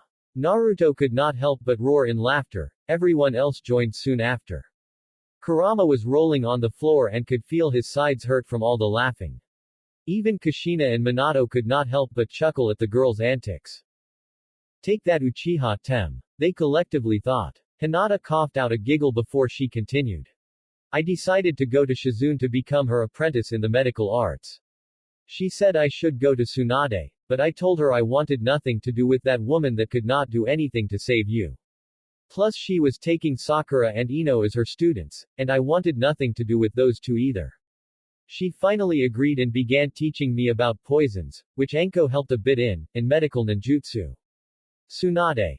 She wasn't the same after your death. I think it just finally broke any fight she had left in her. I think she only took Sakura and Ino in as apprentices was so she didn't have to constantly remember she failed you. Thanks to my Byakugan and near-perfect chakra control I excelled greatly in the medical arts. Then came my training in elemental manipulation. When Shizune tested my affinity, she was surprised I had a double affinity for water and wind. This finally explained why I was no good for Juken in its current state. The Juken was made for those with an earth affinity. It demanded someone sturdy and strong like a stone. But my nature demanded speed, flexibility, and adaptability. I decided to create my own style of Juken that complemented my two affinities to create a whole new way of using the Byakugan in combat. One day I was called by the Hyuga elders to the clan dojo. Apparently, they wanted to test Hanabi's skill against me once again. I decided to humor them for a bit, and agreed to it. Hanabi tried to weaken my resolve by talking about how pathetic you were and she could have made a better wife for such a fool. That made me snap and forget about any restraint I was planning to show. I rushed right in and knocked off her feet in seconds and pumped her to the ground until she was a bleeding mess. The whole clan was shocked. Some of the elders tried to intervene but I knocked them to the ground with some powerful, but deadly strikes to their groins. Hiyashi was terrified by what I just did. He would have ordered me to stand down, but my glare stopped all that. I told him I was done with this bullshit from him and the rest of this disgusting clan. I told them that the shy Hinata was dead and gone forever. They wanted me to be a cold-blooded Hyuga, and they were gonna get it. Neji made a comment about me still being weak like the demon, and I countered by activating the seal on his forehead. The bastard screamed for a few minutes before I got bored and stopped. I told him that next time I won't stop until he was dead on the floor and said the same thing for the rest if they ever insulted you in front of me again. After that, they never got in my way again. The entire house was afraid of me. After a whole year, Shizune wanted me to sign the slug contract, but I told her I had another summoning contract in mind. With that, we traveled to the remains of Uzushiogakure. Like Kurama said, I was able to enter thanks to your blood in my system from our marriage and found the contract to the Phoenix. We kept it a secret from everyone and I worked on learning the super strength technique that Tsunade had developed, and learning elemental mastery and senjutsu from my summons. I even took some kenjutsu lessons from a friend that Enko recommended. This went on for another 7 or so years. By the time I was in my 20s, I became the most powerful member of my age group. I had mastered my Sage mode in 3 years and I was stronger than both Jiraiya and Tsunade combined. Over the years, Shizune and Tsunade started to drift apart. Shizune tried being there as always, but Tsunade just closed her and everyone else off. Hell, even with Sakura and Ino, she kept the relationship professional and never tried to get close to the two of them. After they were done training, she only spoke to them when it was assigning them missions or handing out tasks in the hospital. Tsunade had become a shell of her former self. She was just like how she was when you found her, only worse. This time no one could get near unless it involved the village being endangered or something happening at the hospital. Jiraiya and Shizune tried many times, but nothing worked. The Tsunade Senju they knew was gone, and she was not coming back. Then during the last battle in the second invasion by Odo with Iwa and Kumo helping this time, I fought Sasuke after he left for Orochimaru again a few years earlier. He proclaimed the same bullshit from before. Talking about killing off all Konoha and then going after his brother before he would revive his clan. He said he was gonna make sure I was gonna be one of his wives as a way to stick to you in the afterlife. I beat the little bastard to the ground without too much trouble, since he underestimated me far too much. His curse mark form proved to be troublesome, but I handled it easily with my Sage Mode and Elemental Jukin. I ended up beating the little bastard to the ground before I smashed his face into a million pieces with my enhanced strength. Jiraiya, Tsunade, Kakashi, and Guy fought Orochimaru, the Sandaime Tsuchikage, and the Yondaime Raikage. I fought against their Jinchuriki later on in the invasion. I was being pushed to my limits even with my Sage Mode, but then I unlocked this purple chakra. The chakra of Hamura Otsutsuki. It merged with my Sage Mode, transformed my eyes. They evolved into the Tensagen. It gave me the edge I desperately needed. I used my new power to fight off their Biju forms, and I managed to free the tailed beasts and send them back to the summoning realm, but before they left, I took a sample of their chakras for the final part of the plan we had concocted. Releasing the Biju from their vessels, which ended up killing the 4 Jinchuriki, had pissed off the cages of the enemy alliance. Without their Biju, they were forced to retreat, but they were not done yet. They hired the Akatsuki to help destroy the leaf and get back at me. Itachi especially wanted my head for killing Sasuke. The leaf knew it would not win easily and managed to convince Suna, Taka, Spring, and Kiri to help in the war. The daimyo even sent an army of his elite samurai. Then the third invasion occurred about 6 months later, which gave me some time to master my new powers. The battle between the two forces was bloody and destructive. I fought Itachi, Pain, and Konan at the same time. I managed to kill Konan and Itachi, but I was nearly drained from the battle. Pain saw this and would have killed me if Shizune had not jumped in and taken the blow for me. When I saw my master die in front of me, I snapped. My chakra levels spiked to ungodly levels. I began absorbing chakra from all around me, and I absorbed the chakra of all the Biju I had collected over the years. I achieved what Kurama and you had wanted. My hair transformed completely white with a pair of horns growing from the sides of my head, but most importantly, I grew a third eye on my forehead. The Rinne Sharingan. Kurama was right. I was the reincarnation of Kagaya Otsutsuki, or to be more precise, I was the atavism of Kagaya Otsutsuki. I had the power of the literal mother of all chakra. Pain stood no chance against me, and I defeated him after a long fight. I destroyed his eyes so one could ever use them again. I appeared over the enemy leaders and both sides were shocked at my new appearance. The enemy cages would not stand down and told Madara to make his move. Madara appeared in the same clothes as he did when he tried to take Kurama. That same vile orange mask pissed me off to no end. He used to the Edo Tensei to revive the previous Jinchuriki along with an army of shinobi from Legends. Some of these guys included the 7 swordsmen of the Mist, bloodline wielders, my mother, Shizune, and the Uchiha clan. He tried to resurrect you but was confused when it did not work along with everyone else. That was when I knew you were alive somewhere, and that gave me hope that you were happy somewhere away from all this. I used my new powers to wipe out his zombie army and barreled right after him. I managed to rip one of his arms and his Sharingan eye. I managed to damage his mask to reveal Madara, or Tobi as he called himself, was actually Obito Uchiha, one of your father's students. Minato and Kushina gasped in horror. He tried to use the Geto Mazo with the little chakra he had of the tailed beasts.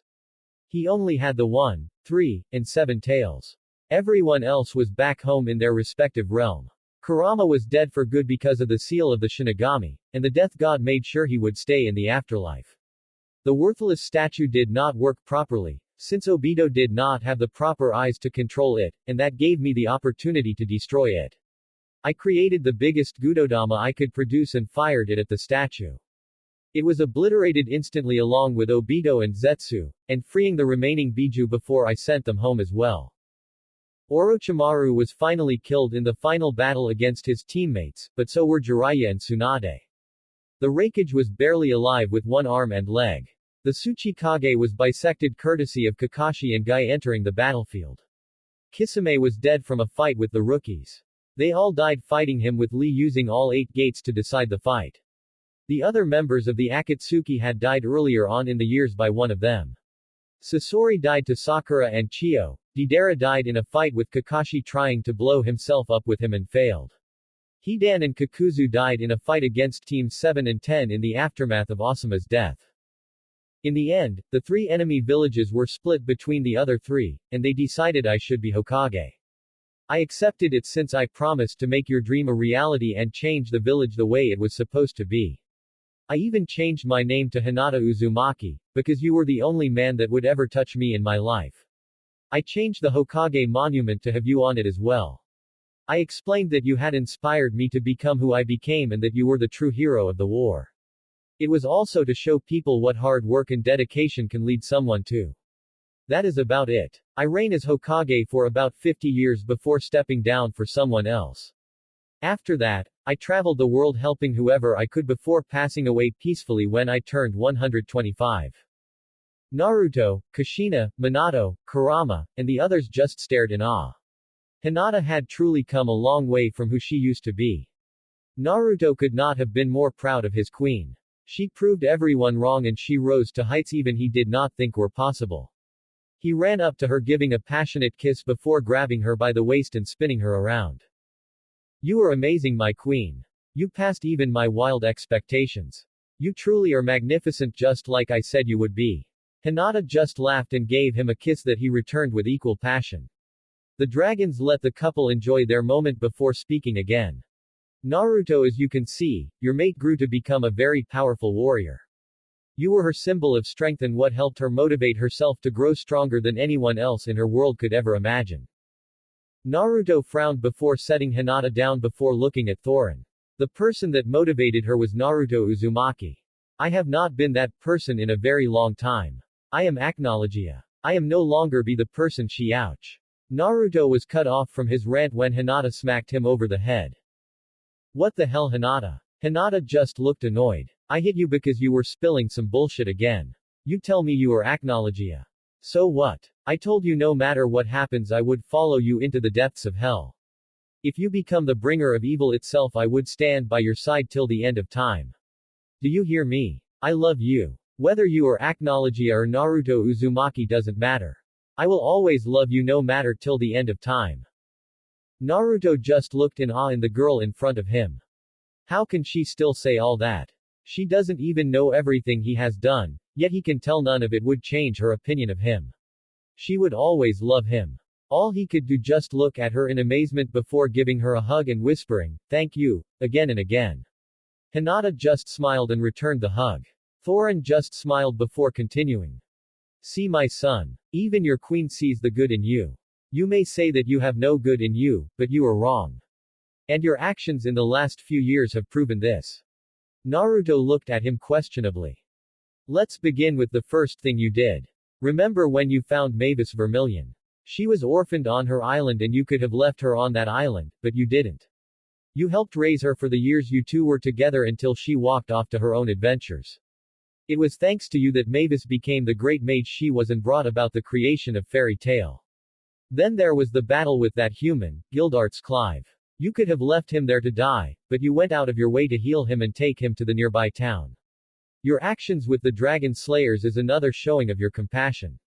Finally, do I have to explain your actions on Tenro Island? Naruto just stared at Thorin in deep thought. Had he really been that merciful and caring without him realizing it? He saved Mavis because he sensed the potential within her. He saw the greatness that was begging to come out. It's the same thing he saw within Hinata. But there was something else in her, something that he had not seen in a long time. He thought back to the fight with Gildarts. He let Gildarts live because no one had challenged him in such a long time. He awakened a spark within him, even if it was only an instant. He let him live because he wanted to see if the human could become stronger from this encounter. Tenro. He did not even need to remember. Those humans entertained him. Plain and simple. He saw the potential in those humans and tested them for that reason. Plus, his daughter was part of the guild, so he had to show some restraint. She was one of the Dragon Slayers he checked on from time to time. He felt an obligation to do this since he had a debt to repay to the dragons. The one he watched the most was his daughter for obvious reasons. She was his flesh and blood, and unfortunately was the youngest of the children to become a Dragon Slayer. She was only 5 when Grandini left, like the other dragons did. He even made small talk with her as she grew up in Kate's shelter. Part of him wondered why she became so attached to him after just a few visits. Did she know about him? Who he really was? It would explain why when he arrived on Tenro she was not scared like the rest. She was confused, but also happy. She was happy that the first thing he does when they meet again is to attack her and the rest of her guild, and not give any explanation. His daughter was really weird. Just like her mother, he supposed. Hinata then looked at Thorin with curiosity in her eyes. Thorin Otou-sama. Can you show me an image of my daughter? I would like to see how she has grown up. Thorin just smiled before turning to the chronicler that projected an image of her daughter. Hinata immediately squealed at how adorable her daughter looked. Even Kushina had hearts in her eyes. Hinata looked back to her beloved with stars in her eyes. What's her name, Naruto-kun? She asked. Wendy. Wendy Marvell. Wendy. Like the wind. A fitting name. She's beautiful, Naruto. She is our daughter, of course, she would be beautiful. Naruto. Naruto turned to the chronicler. The time has come to explain why we have called you here. Naruto looked at the dragon seriously. The chronicler spoke this time. You know I am the son of the dragon god of time, Dialga, correct? Naruto nodded. Well, as you know, I can look into the future from time to time. Although they are just glimpses into them. Visions really, but they are very probable of happening. In my vision, I see our world 14 years in the future. In this future, the entire continent is a wasteland and humans run in fear every day and are nearly extinct. The reason? Dragons have run over the world and rule over it with an iron fist. Naruto looked in shock. None of the dragons he knew would ever do that. Sure, there was Kurum, but even that sadistic, ice freak had a code of honor. Who would dare do this? To answer your question, none of these dragons are our allies. These were man-eating dragons of the Dark Army from 400 years ago. Naruto was shocked. But how? I thought most of those beasts were killed at the climax of the war. How are they still alive? Because they came through a portal in time. Naruto froze at that. What? He whispered. 7 years from now an eclipse gate is opened. Someone will try to open a portal to 400 years in the past to kill Zirf before he became an immortal and by extension stop you. But it backfired. The portal was opened, but instead of going in, something came out. 10,000 dragons came out of the portal and invaded all of Fury and then the rest of the continent. Naruto was just standing in shock at what he just heard. But he could not deny that what he said made sense. During the war, several dragons from both sides disappeared in the conflict through a portal in the sky. He always wondered what happened to those dragons. He also growled that someone was trying to use one of Zeref's magic against him. Nothing good can come out of time travel or messing with time in general. It always ends badly for someone. Naruto looked at the two dragons. So you want me to go stop this invasion, and destroy this gate 7 years from now? Thorin shook his head. We want more than that, Naruto. It's time you get rid of this guilt and shame you have been carrying around for these past 4 centuries. Zirf will soon begin his destruction of the world and you are the only one that can stop him. Let's not forget about the remnants of the Dark Army and the other malevolent beings that still linger around the world. This is an opportunity for you. You said you still feel responsible for your crimes against the dragons, then help the humans. They will need your guidance. The dragon slayers need your guidance. You are the only one that can help them. Naruto shook his head. They would never agree to me helping them. The humans would sooner die or try to kill me before accepting my help. Then you make them believe in you. He turned to Hinata, and she just smiled at him. Naruto-kun, you have always done the impossible. You have inspired those around you to go beyond what they are capable of. You did it for me, Wave, Gaara, Suna, Taka, Shibuki and many other places. Please don't let this chance slip away from you. If not for you, do it for our daughter. She deserves to live a life full of happiness with her loved ones. Please, Naruto-kun, do it for our beautiful baby girl. Please. We need you to be able to hope again. Naruto looked down in thought. Could he do it? Could he really let go of all his guilt and start living again? He imagined Wendy's happy face with all her nakama, falling in love with a boy, walking her down the alley, and watching her have children of her own. He remembered what Kurama said of never letting the hatred consume him. To always press forward and never give up. Then he remembered something else. Some very important words from the past. Insert song. Naruto-o's decision. I said it and I never go back on my word. That's my nindo. My ninja way. A person is truly strong when they have something precious to protect. Never forget who you are, Naruto. I am proud to call you my vessel, Kit. You are the only I call worthy enough to have earned my respect and trust. That's why I am proud to call you successor and my son. Good luck in the next life, Kit. I am proud to call you my son Naruto. You are the first to learn magic from a dragon. You are the first of your kind. The first dragon slayer. The dragon slayer to the dragon king himself. Now go and make proud. Don't grieve, Naruto. I don't blame you for what you did. Remember, I will always love you. I will fight to the bitter end with you, Naruto. Because I love you. I love you just as much as Anna does. You two complete me. You have great potential within you. I can feel it. You are meant for great things, and I will help your journey by setting you on the right path. I promise to be there for you, Mavis. I promise to save you, Naruto ni. This is the age of magic. The age of miracles coming to life. So please don't give up on humanity yet. I know fairy tale will save you from the darkness. I swear it. It's the promise of a lifetime. Don't be a stranger out there. Everyone needs someone to talk about their troubles. Even a stubborn brute like yourself. So if you ever need a drink and someone to talk to, my doors will always be open. Make sure to visit on occasion. I would like to see you a few times before I finally kick the bucket. Please look after my daughter. The burden she has is a great one and I fear she won't be ready for us to come with that burden. Please help my darling, Lucy. I promise to always look after you. I will make sure you live a full life and be able to have the life I was denied. I promise to always protect you, Wendy. I will always love you, my darling daughter. That's right, he mused. Naruto Uzumaki always kept his promises. He had broken so many before, but it was time to change that. He will not break a promise to Hinata, not to his first queen, especially when it was about their daughter. Naruto looked at Hinata before smiling and giving her a kiss. He turned to the dragons. I accept your terms. For too long I have been in a state of self-pity, of guilt and shame, but it's time to change. I will not allow those savage dragons to destroy the world. I will help those weak humans. I will destroy Zirf and all of his followers. I also will not let those savages shit on the legacy that you and the other dragons have left for me to live up to. I am Naruto D. Marvel. I am the first of the dragon slayers. I am Acnologia. I am the Dragon King. Everyone smiled with pride at Naruto's choice. Hinata gave a peck on the cheek. Naruto asked what will he need to do first. Well, first of all, we will return you to Mount Zonia.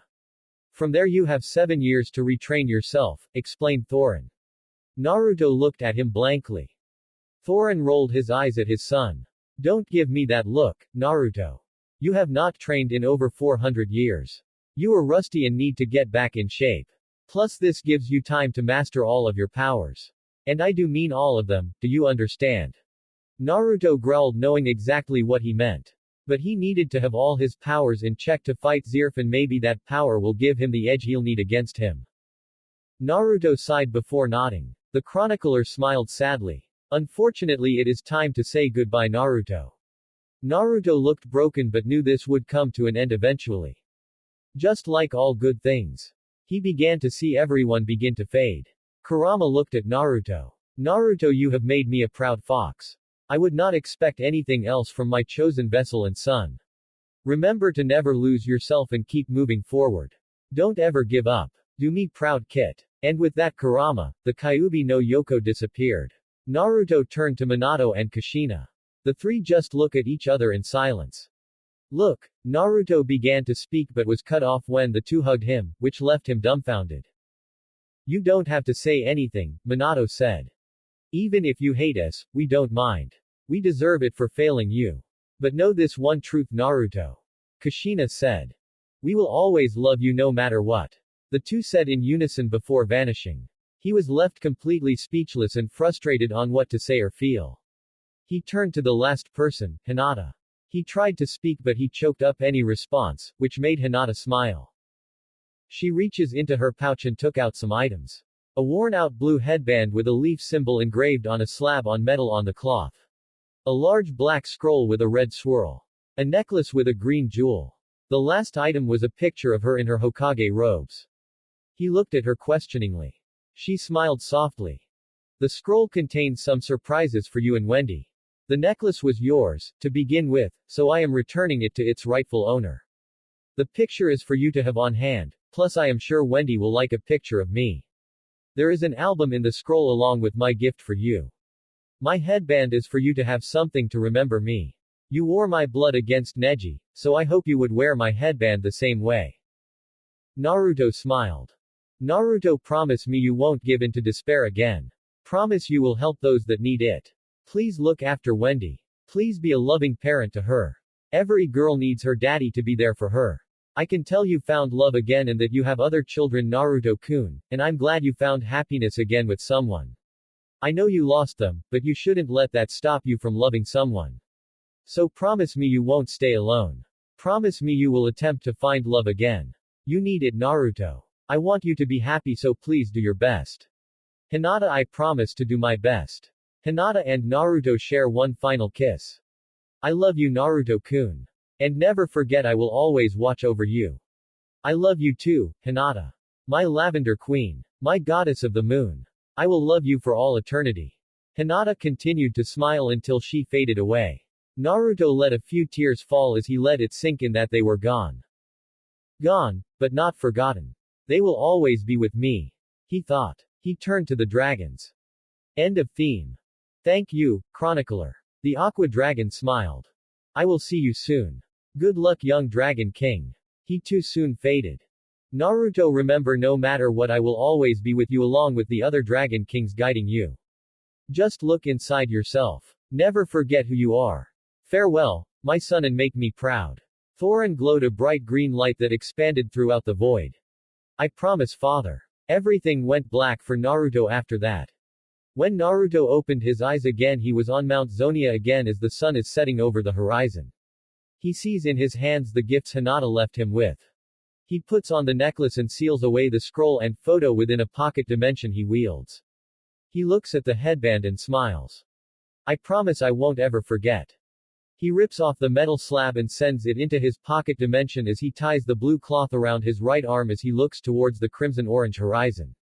The eyes that were filled with rage, emptiness, grief, and sorrow, now had a fire ignited within them. A fire he did not think was there anymore. Acknowledgia was Naruto D. Marvel once again.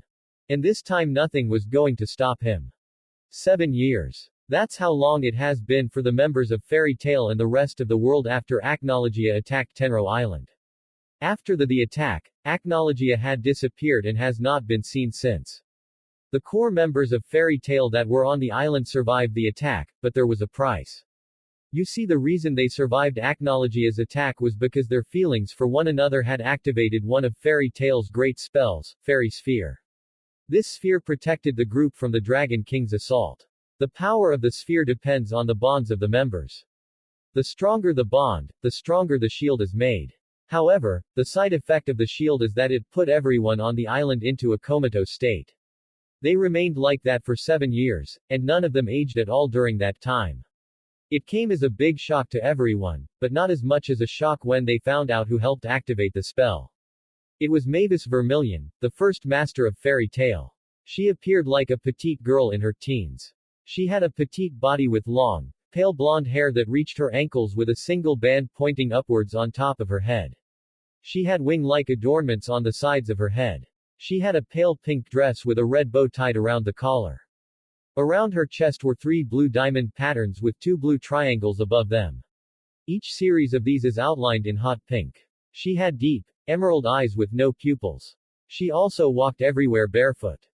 Everyone was shocked to see the spirit of the first master and founder of their guild.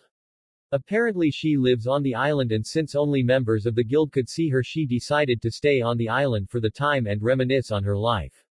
However, after the fiasco with Acknowledgia, she decided maybe she should return to civilization and see how her guild has grown.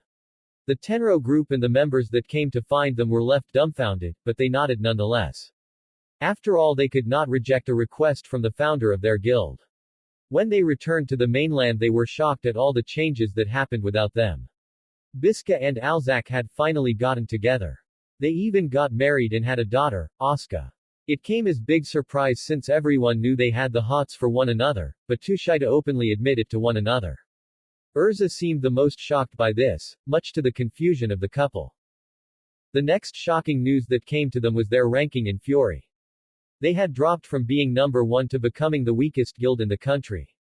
Macau Conbolt was forced to become Fairy Tail's 4th master. They had lost numerous job requests, and their guild hall. But with everyone from Tenro Island back, they had hope again. Hope that they could rise up and become number 1 in Fury again. After a few weeks of celebrating and catching up, the entire guild came to a realization. They were completely broke and they needed cash fast. Makarov Drayar, the 3rd master of Fairy Tail, decided that for the guild to rise again they needed a new leader. Makarov was in his late 80s. He had led Fairy Tail for over 40 years and decided it was time for him to step down. He decided to nominate Gildarts Clive, the guild's ace, as the 5th master of Fairy Tail. Gildart's first action as master was to reinstate Laxus Drayar, Makarov's grandson, as a member of the guild. Laxus was in his early 20s and had a very muscular build. He had short spiky blonde hair. His eyes were a deep green and he had a lightning bolt scar over his right eye. He wore a black vest with gray fur around the collar of the vest and at the sleeves. He wore blood-red jeans and black shoes. This news was celebrated by everyone in the guild, but Makarov was just annoyed by this. Laxus was originally a member of the guild, but he was excommunicated after he tried to take over the guild for his own selfish ambitions. He didn't return until the fight between Fairy Tail and Grimoire Heart, a dark guild, occurred on Tenro Island.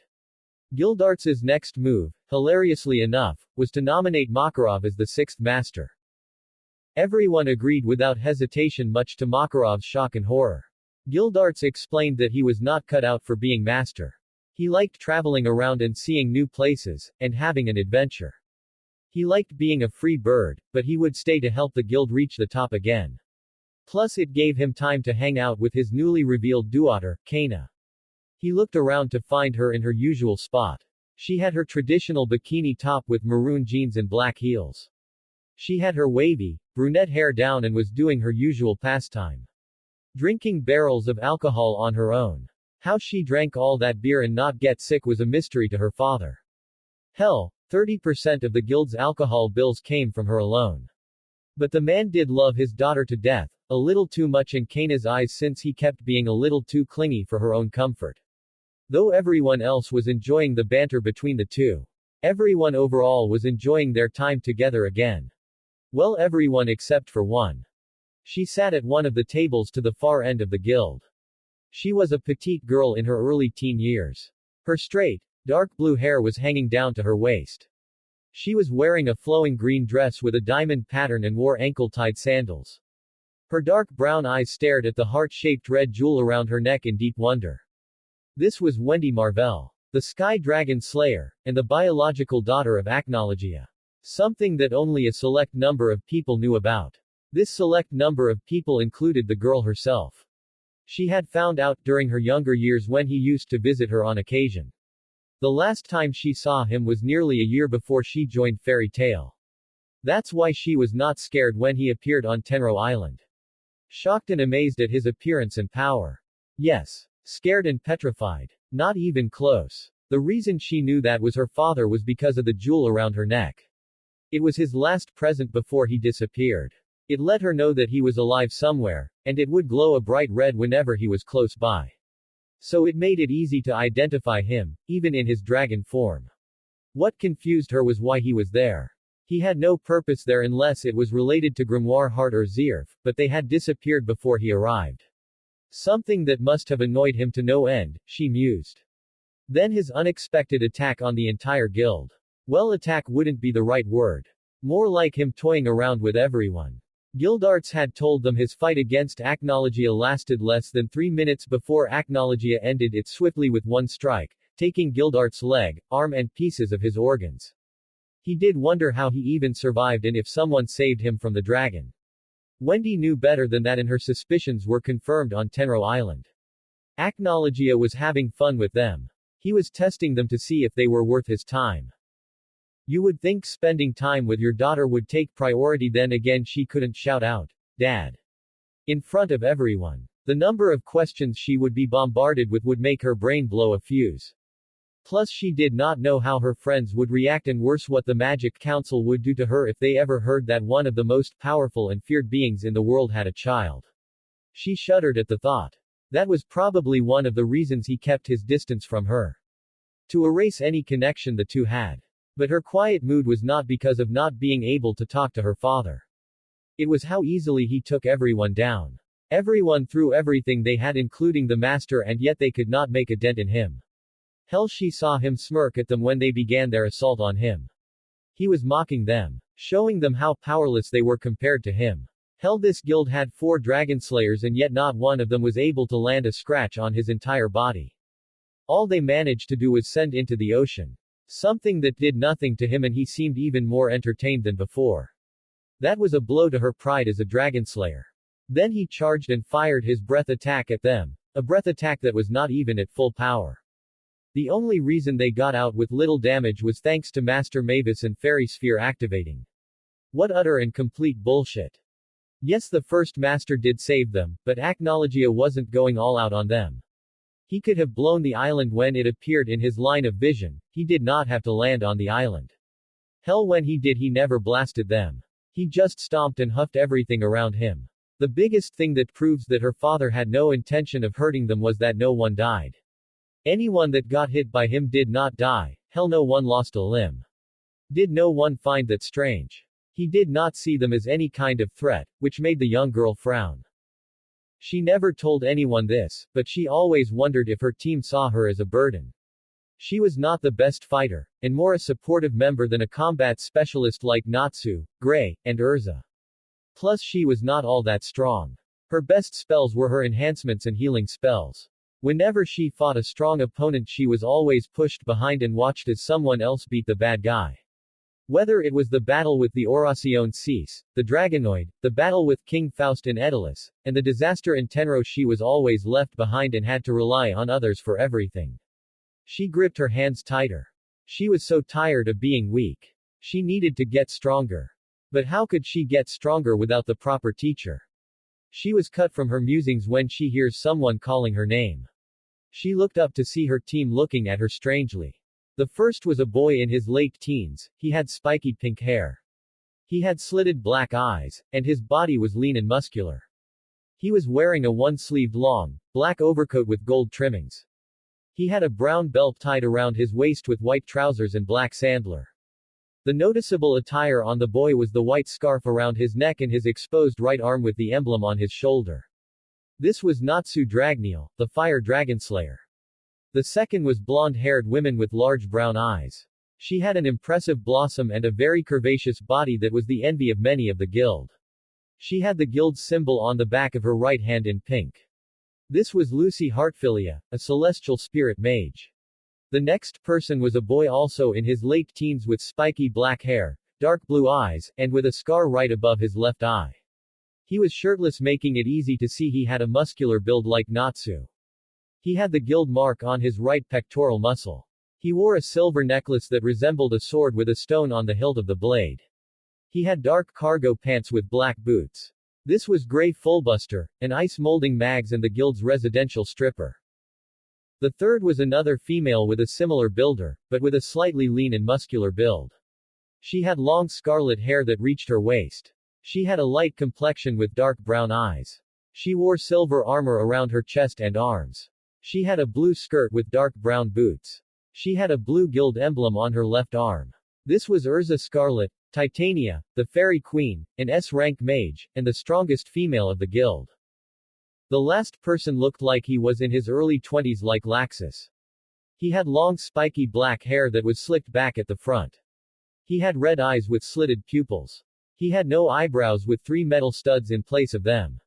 He also had studs on both his firearms, 2 below his chin, 4 as piercings on his ears and 2 on the sides of his nose. He wears the guild emblem on his left shoulder in black. He wore a black sleeveless tunic with beige pants tucked inside black boots that reach his calves. He also had black gloves on with studs. The most distinguishing feature was the black wing-like ornament on his right shoulder that was attached to his tunic by a large stud. This was Gajiel Redfox, the Iron Dragon Slayer. There were 3 cats with wings alongside the mentioned mages. One was male with light blue fur called Happy, a female with white fur called Carla and Wendy's partner and best friend, and finally a black cat called Panther Lily.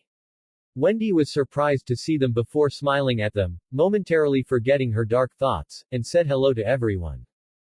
So everyone, why are you all here? She politely asked. Everyone frowned before turning to Carla. Wendy, everyone is here because they have been worried about you. Wendy looked strangely at them. Why are you all worried about me? Carla just looked annoyed. Because child, for the last 3 weeks you have been rather quiet, keeping your distance from everyone. When anyone sees you, you're in the back of the guild all by your lonesome staring at your necklace. We're worried about you, Wendy. Wendy dropped her head. She didn't mean to have everyone worried about her, she just had a lot on her mind.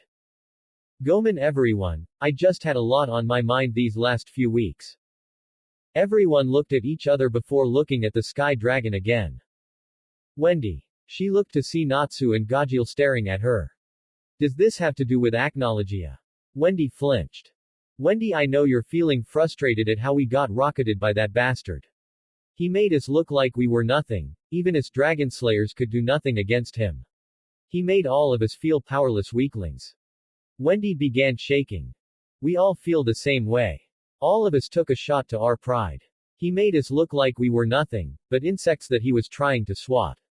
He showed us that there are a lot more powerful beings in the world that we haven't seen yet, which is why there is a bright side to this. Wendy and everyone looked at him funny. He screwed up by not finishing us off. Now we have the chance to get stronger and become the strongest guild in Fury again. Then we'll find that scaly bastard and kick his ass for real. We will show him that you never should underestimate Fairy Tail. Who's with me? Everyone cheered in agreement and even Wendy got back to her normal mood. Then Lucy looked at Wendy and the jewel around her neck. Hey Wendy, I was wondering where did you get that necklace? It's beautiful. I've had it for a long time. It was gift that I got when I was still in Kate's shelter. Who gave it to you? Urza asked curiously. Wendy smiled. My two-chan gave it to me. This surprised everyone, except Carla, who scowled at the mention of Wendy's father, since they thought she was an orphan like the other dragon slayers. Wait, you have a dad? I thought you were like us. You know, Natsu began. An orphan raised by a dragon. Wendy finished. Natsu nodded awkwardly, since you don't bluntly remind anyone of being an orphan. By the looks of it, everyone else they felt the same, and Urza made her dislike verbally clear by smacking him over the head. Natsu, you don't just say whatever comes to your head. Think before you speak. Now apologize to Wendy. Ezra scoldingly said to the teen. Natsu grumbled, but complied before apologizing. Wendy giggled and shook her head, telling him it was okay. You see, my two-chan was the one who left me in the care of Grandini. But I was raised by him till I was around 3 or 4. After that I only saw him on occasion when he checked up on me at Kate's shelter. He was rather secretive about himself, he didn't even tell me he was my dad.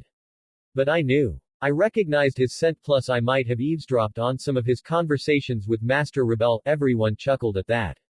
The last time I saw him was nearly a year before the whole Oración Cease incident. He gave me this necklace and said no matter how far he was, he would always be by my side. That was the last time I saw him, and now 7 or 8 years have passed. She finished explaining. She could not tell them that he was on the island. At least not yet. This made everyone smile, but also wonder what kind of person Wendy's father was. Carla merely scoffed. She never liked that man. He always very secretive and told Wendy nothing about him or her mother. In her eyes, that man was suspicious hooligan that had no right to be Wendy's father. It was one of the many things that the two always argued about, but she decided to stay quiet this one time. Hey Wendy, do you know what the necklace does? Lucy asked.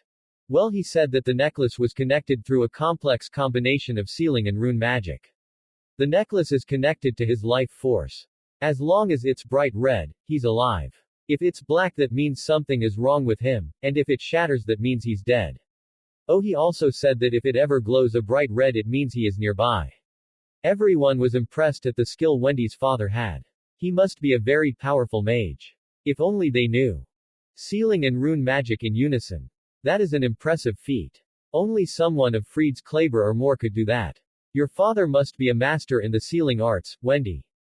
Urza said, impressed. Wendy beamed at her. Hi, my 2-chan is the strongest mage I know. No could be able to beat him. Ha, I bet I could beat him easily. Natsu boastfully claimed. Wendy just giggled at her fellow Dragonslayer's antics. Gomen Natsu-san, but I have seen you at your best and when you're pushed to your limits and beyond. My dad has no limits and is probably one of the strongest mages, if not the strongest in the entirety of Earthland. So you have a long way before you could realistically challenge him. Everyone looked at the girl oddly. Was her father really that powerful or was this just hype to make him seem bigger than he actually was? Again, if only they knew just WHO was her father. Gajil just smirked before getting in front of Wendy and patting her on her head. Hehehehe. Looks like our little Wendy is a daddy's girl. Right. Gajil teased. Wendy blushed and pouted, mumbling that she was not. This caused everyone to laugh at the girl's expense. After calming down, Ezra explained that they were going to visit the medical mage, Perliuzuka. When Wendy asked why, they explained she may have an idea of how they can get stronger in a short amount of time. Wendy nodded and the rest of Team Natsu left to visit the recluse in her home at the edge of Mongolia. Gajil and Lily decided to stay in case of a fight occurred in the guild. When the team met Perliuzuka, she was less than welcoming. She was an elderly in her late 80s like Makarov. She had hot pink hair with 2 bangs on the front of her head, and the rest in a bun with 2 gold ornaments on its sides. She had blood-red eyes. Her most noticeable attire was a high-collar blood-red cloak with fangs on the top of the collar. She told the mages she wanted nothing with humans and to leave her alone. When they continued to persist, she came out with a broom swinging around screaming for them to get off her property. The mages ran away in shock and fear, but Wendy looked back to the screaming women. She seemed familiar.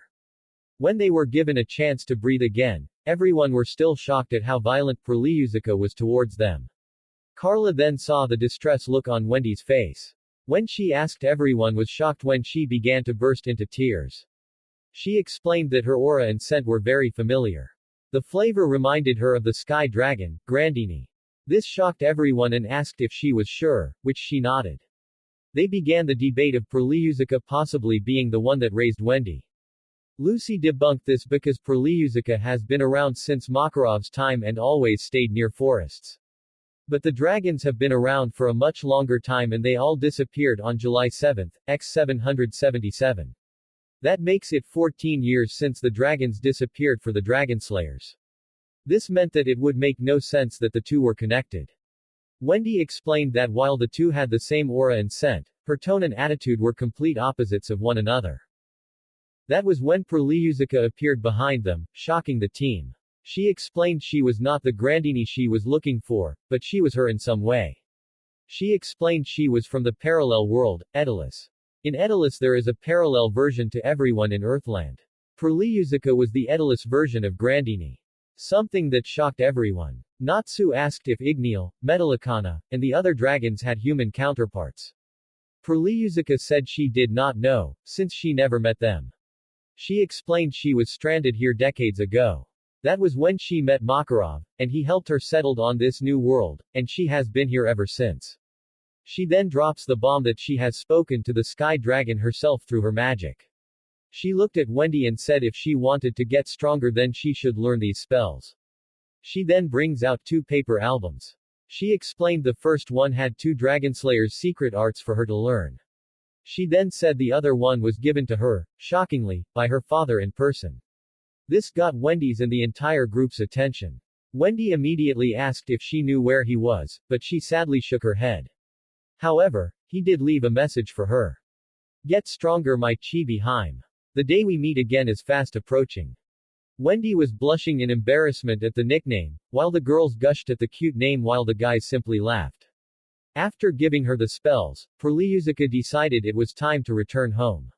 Wendy got out of her embarrassed and bowed in gratitude to the old mage and called her Grandini. As she walked away, Perliuzuka could not stop the smile that adorned her face as she walked back home. When the team returned to the guild, they saw Macau arguing with his son, Romeo. Romeo explained that the quickest way to become the #1 guild was to participate in the Grand Magic Games. It was created by the council as a way for the guilds to compete and prove they are the strongest, and avoid unnecessary guild wars. However, Fairy Tail had always lost every time the guild entered. Plus the games were always different for each year. Romeo then explained the winner gets 30 million jewels, which got the master to declare they were competing. Everyone got excited and were ready to win. Romeo explained that the games begin in 3 months.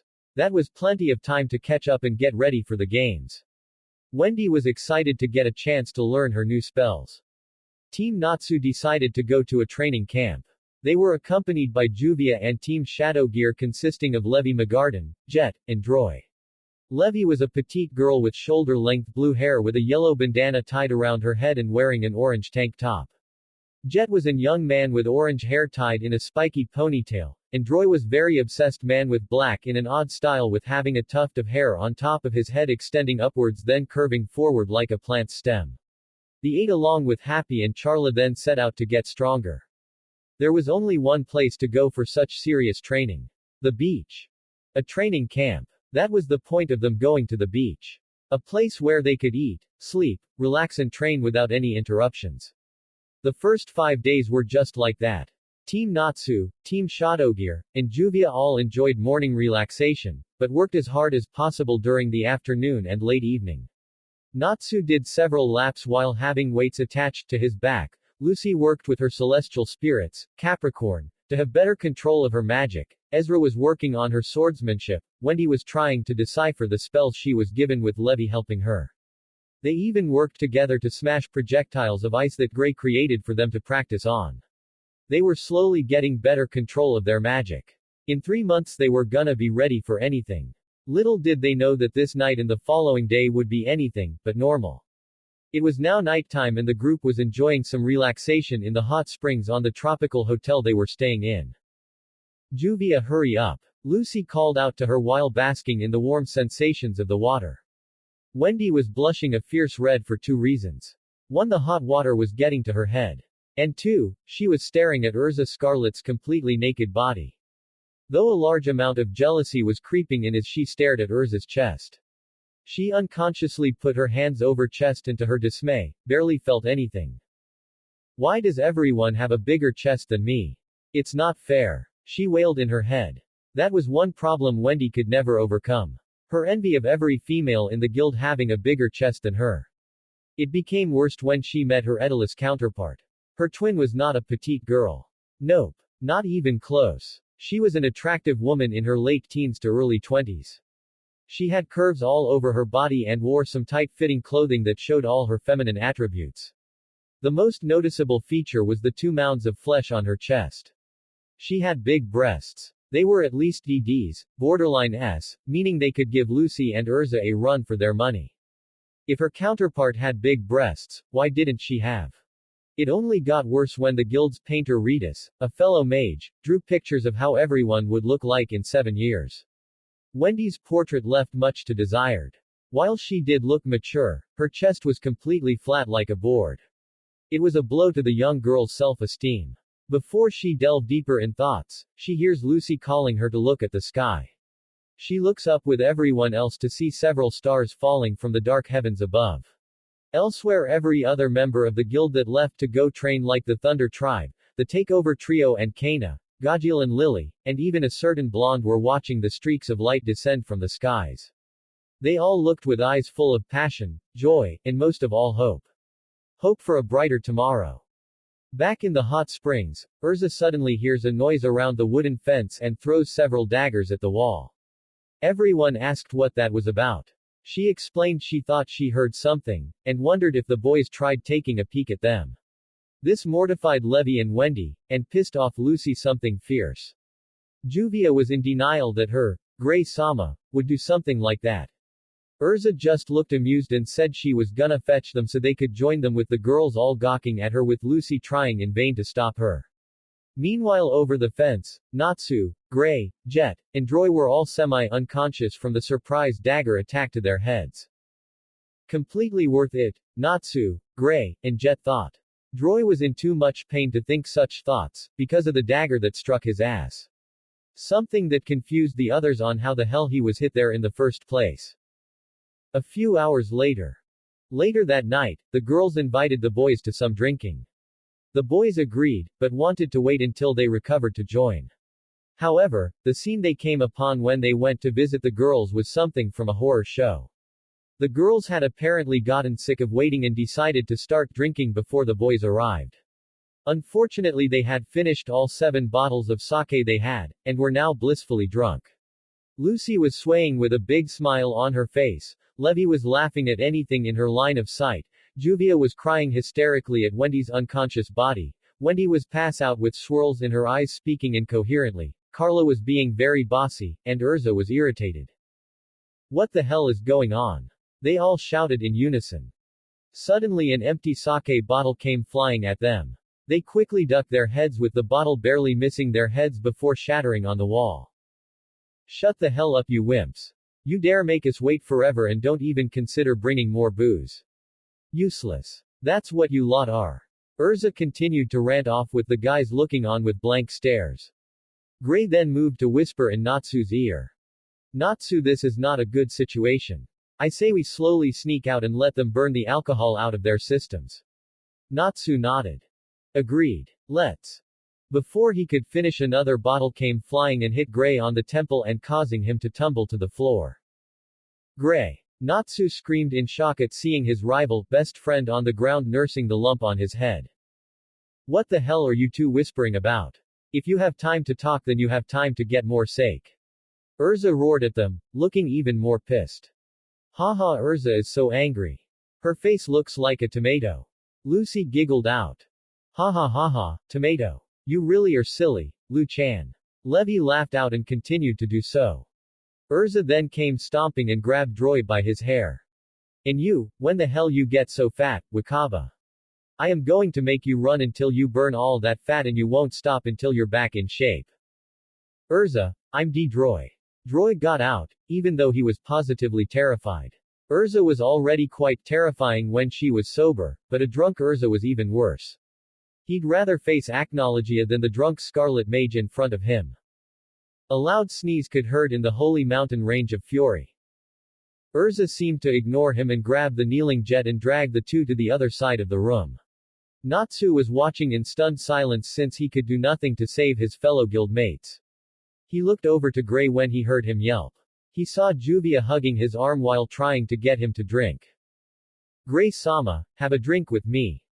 Aye, he stammered out, causing Juvia to get teary-eyed again. Gray-sama, you never looked at her when she was in her bikini. And just now you were only focusing on Urza-san. Am I not appealing to you? She asked, pushing her body closer to his. Gray gulped as he saw Juvia's breasts jiggle behind the loose-fitting kimono she was wearing. He wouldn't deny that she was beautiful and her body was appealing, but this was not how they should get closer. Juvia, it's not that. It's just he was cut off when Juvia's lower half began turning into water. If you won't drink with me, then you should just drink me. Now Juvia was on top of Gray, hugging him down by the waist as her liquid body began to spill all around them. Gah! Someone help me! Gray cried in vain. Natsu was gonna call Happy, but he was playing horsey with Charles. With him being the horse. Move it, you snail. You're supposed to be fast like a steed. I demand you to fly faster.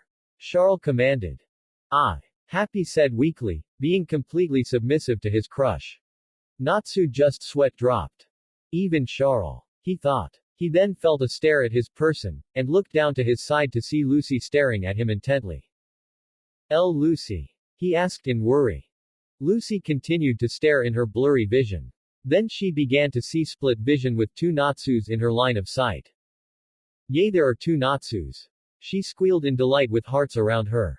Levy then appeared next to her, laughing, telling that she was crazy. Natsu just continued to stare, but gained a blush when Lucy sounded so happy calling his name. Natsu say ah. Lucy cooed as she held an egg omelette by her chopsticks. This is not your character. Natsu yelled at her. Lucy then went to a corner in slight depression. Natsu is mad at me. Huh? He asked in confusion. I just wanted to give you an egg omelette. Omelette. Hey Lucy, I'm not mad, not at you, honest. Natsu said, trying to cheer up his partner. She turned to him and asked if he meant it. Honest? She asked hopefully. Honest. Lucy smiled, which he returned gratefully. Things were looking up for him. Then pet me. And then they downhill just as fast. Excuse me? He asked in confusion. Pet me? She asked again. Natsu's eyebrow twitched as he stared at her in confusion. Pet. You? He asked, making sure he heard right. She then pointed to her chin. Pet me. He continued to stare, before finally relenting and petting her chin. Lucy then began to purr in delight. Natsu is the best. She purred out as two cat ears appeared on her head. That was the last straw for Natsu as he stood up and screamed in frustration. Ergha. This is a fairy tale emergency. All male members assemble. Natsu looked around and did not like the sight before him. Jet was under Urza's foot and Droy had one of her swords at his throat. Happy was still being Charles's horse. Julia was now straddling Gray while trying to kiss me, with Gray barely being able to stop her. Natsu was literally the last man standing. Natsu then felt someone wrap his arms around him. He turned to see Lucy with a small smile. Natsu. Piggy back. Piggy back. No way. In hell. He stammered out slowly. Natsu, I need to go to the bathroom. Take me there. As if. Levi then came laughing. Natsu, go take her and do your best. Grr. Natsu growled before grabbing her and taking her to the bathroom. Natsu, remember to use protection. Good luck. Levi shouted. Above the support bins of their cabin, a single individual was sitting. She sat with her legs swinging down as she drank her own bottle of sake. It was Mavis Vermilion. She decided to follow Team Natsu to the beach since they seemed like the group that would be the most entertaining. Plus she was able to watch his daughter and see what she was like. He only spoke about her on rare occasions and this was golden opportunity for her to get to know her. But now she was just enjoying the spectacle before. Her guild had really become a wonderful place. Good luck, hiccup. Mavis giggled as she saw the fire mage rush out of the bathroom. Natsu was annoyed, no pissed off. This day had gone from great to shitty in just a few hours. The girls getting drunk and taking the boys one by one, until he was left. Now he was taking Lucy to her futon so she can go to sleep and get the alcohol out of her system.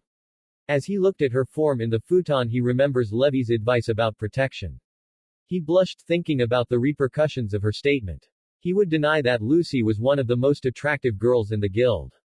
It didn't help that he has always been around her for the entirety of her time since she joined the guild. Plus he's seen her naked more times than any partner or platonic friend should see. He'll admit that he thought Lucy was cute, but he never said out loud. But as more time passed, that cuteness turned into something bigger. This became even more apparent after their return from their 7-year coma. He couldn't get Lucy out of his head and was always making sure she was either in his line of sight or that he was near her at all times. He also noticed that he growled loudly when some random guy would make some catcalls to her. He had an idea of what he was feeling, but he still wasn't positive. Igneel had taught him that his emotion can dictate his actions toward someone. When he was feeling a burning sensation for someone of the opposite sex, it meant he had an infatuation for that person, possibly love. Now Natsu was a great many things. Loud, brash, annoying, headstrong, stubborn, sadistic on occasion, and a little perverted. But he was not stupid.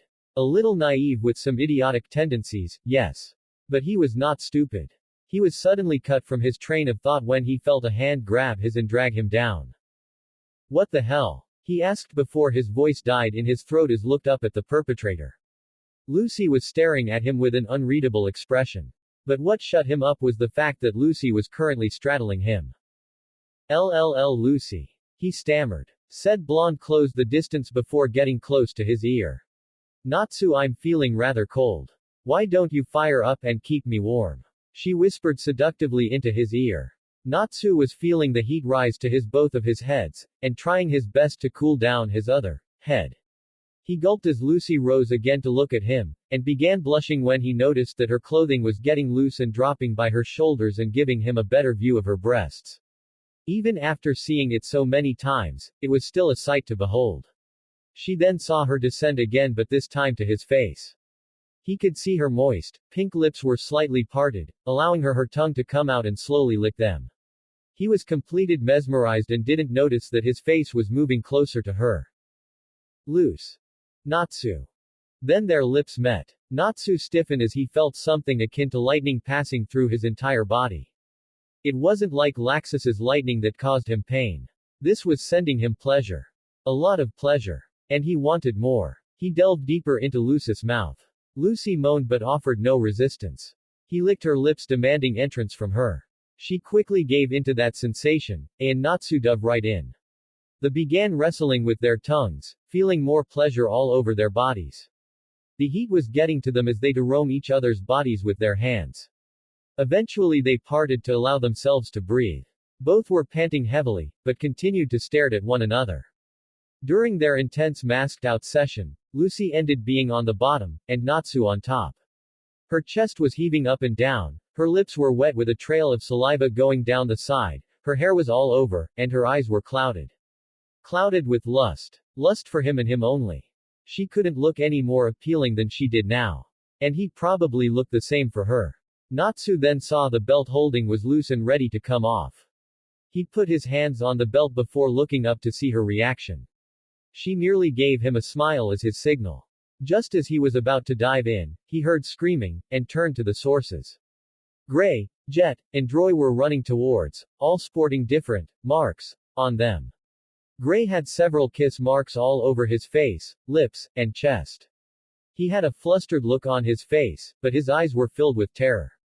Jet and Droy all had bruises and cuts all over there, probably from Urza having another tantrum and them being the target of said tantrum. All heading straight for him in his compromising position with Lucy. Natsu, help. Urza has lost it completely, we need to, Gray began to say, but it died in his throat as he saw the position the pink mage was in with his blonde partner. Jet and Droy were also gawking at the duo. This isn't what it looks like. She just got on top and, Natsu began to say, but was cut off by the guys.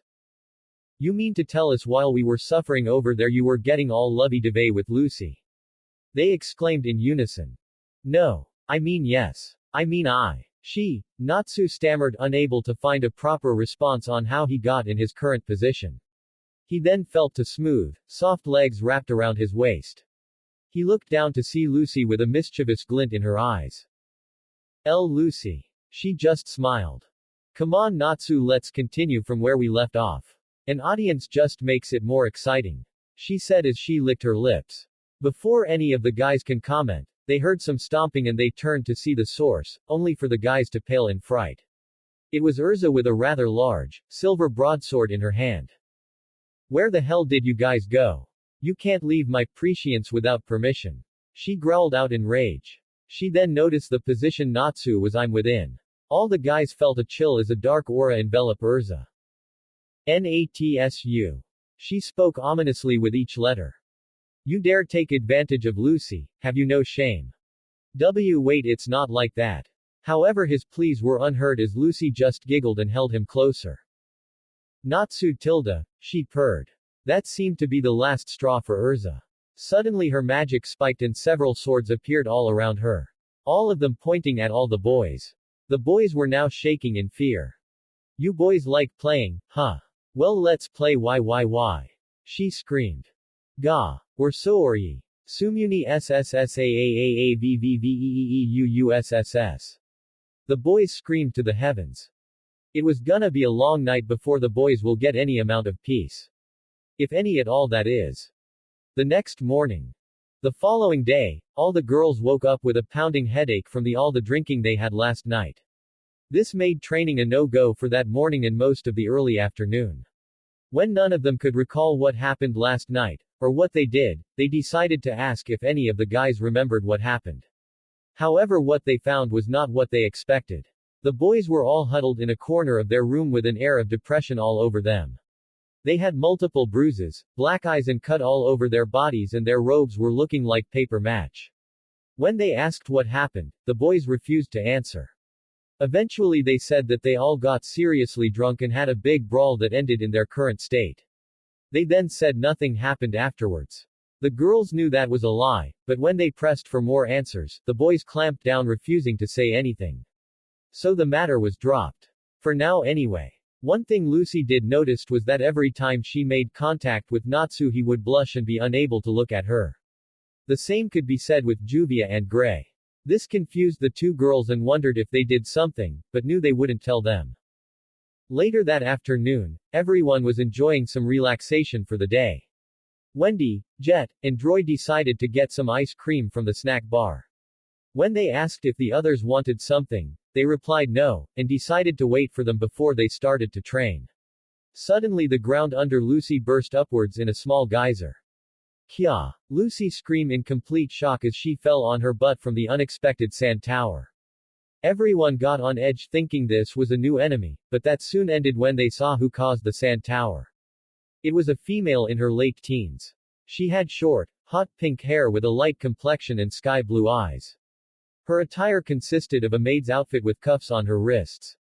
Her attire seemed to complement her feminine curves and noticeable cleavage. It was Virgo, one of Lucy's celestial spirits.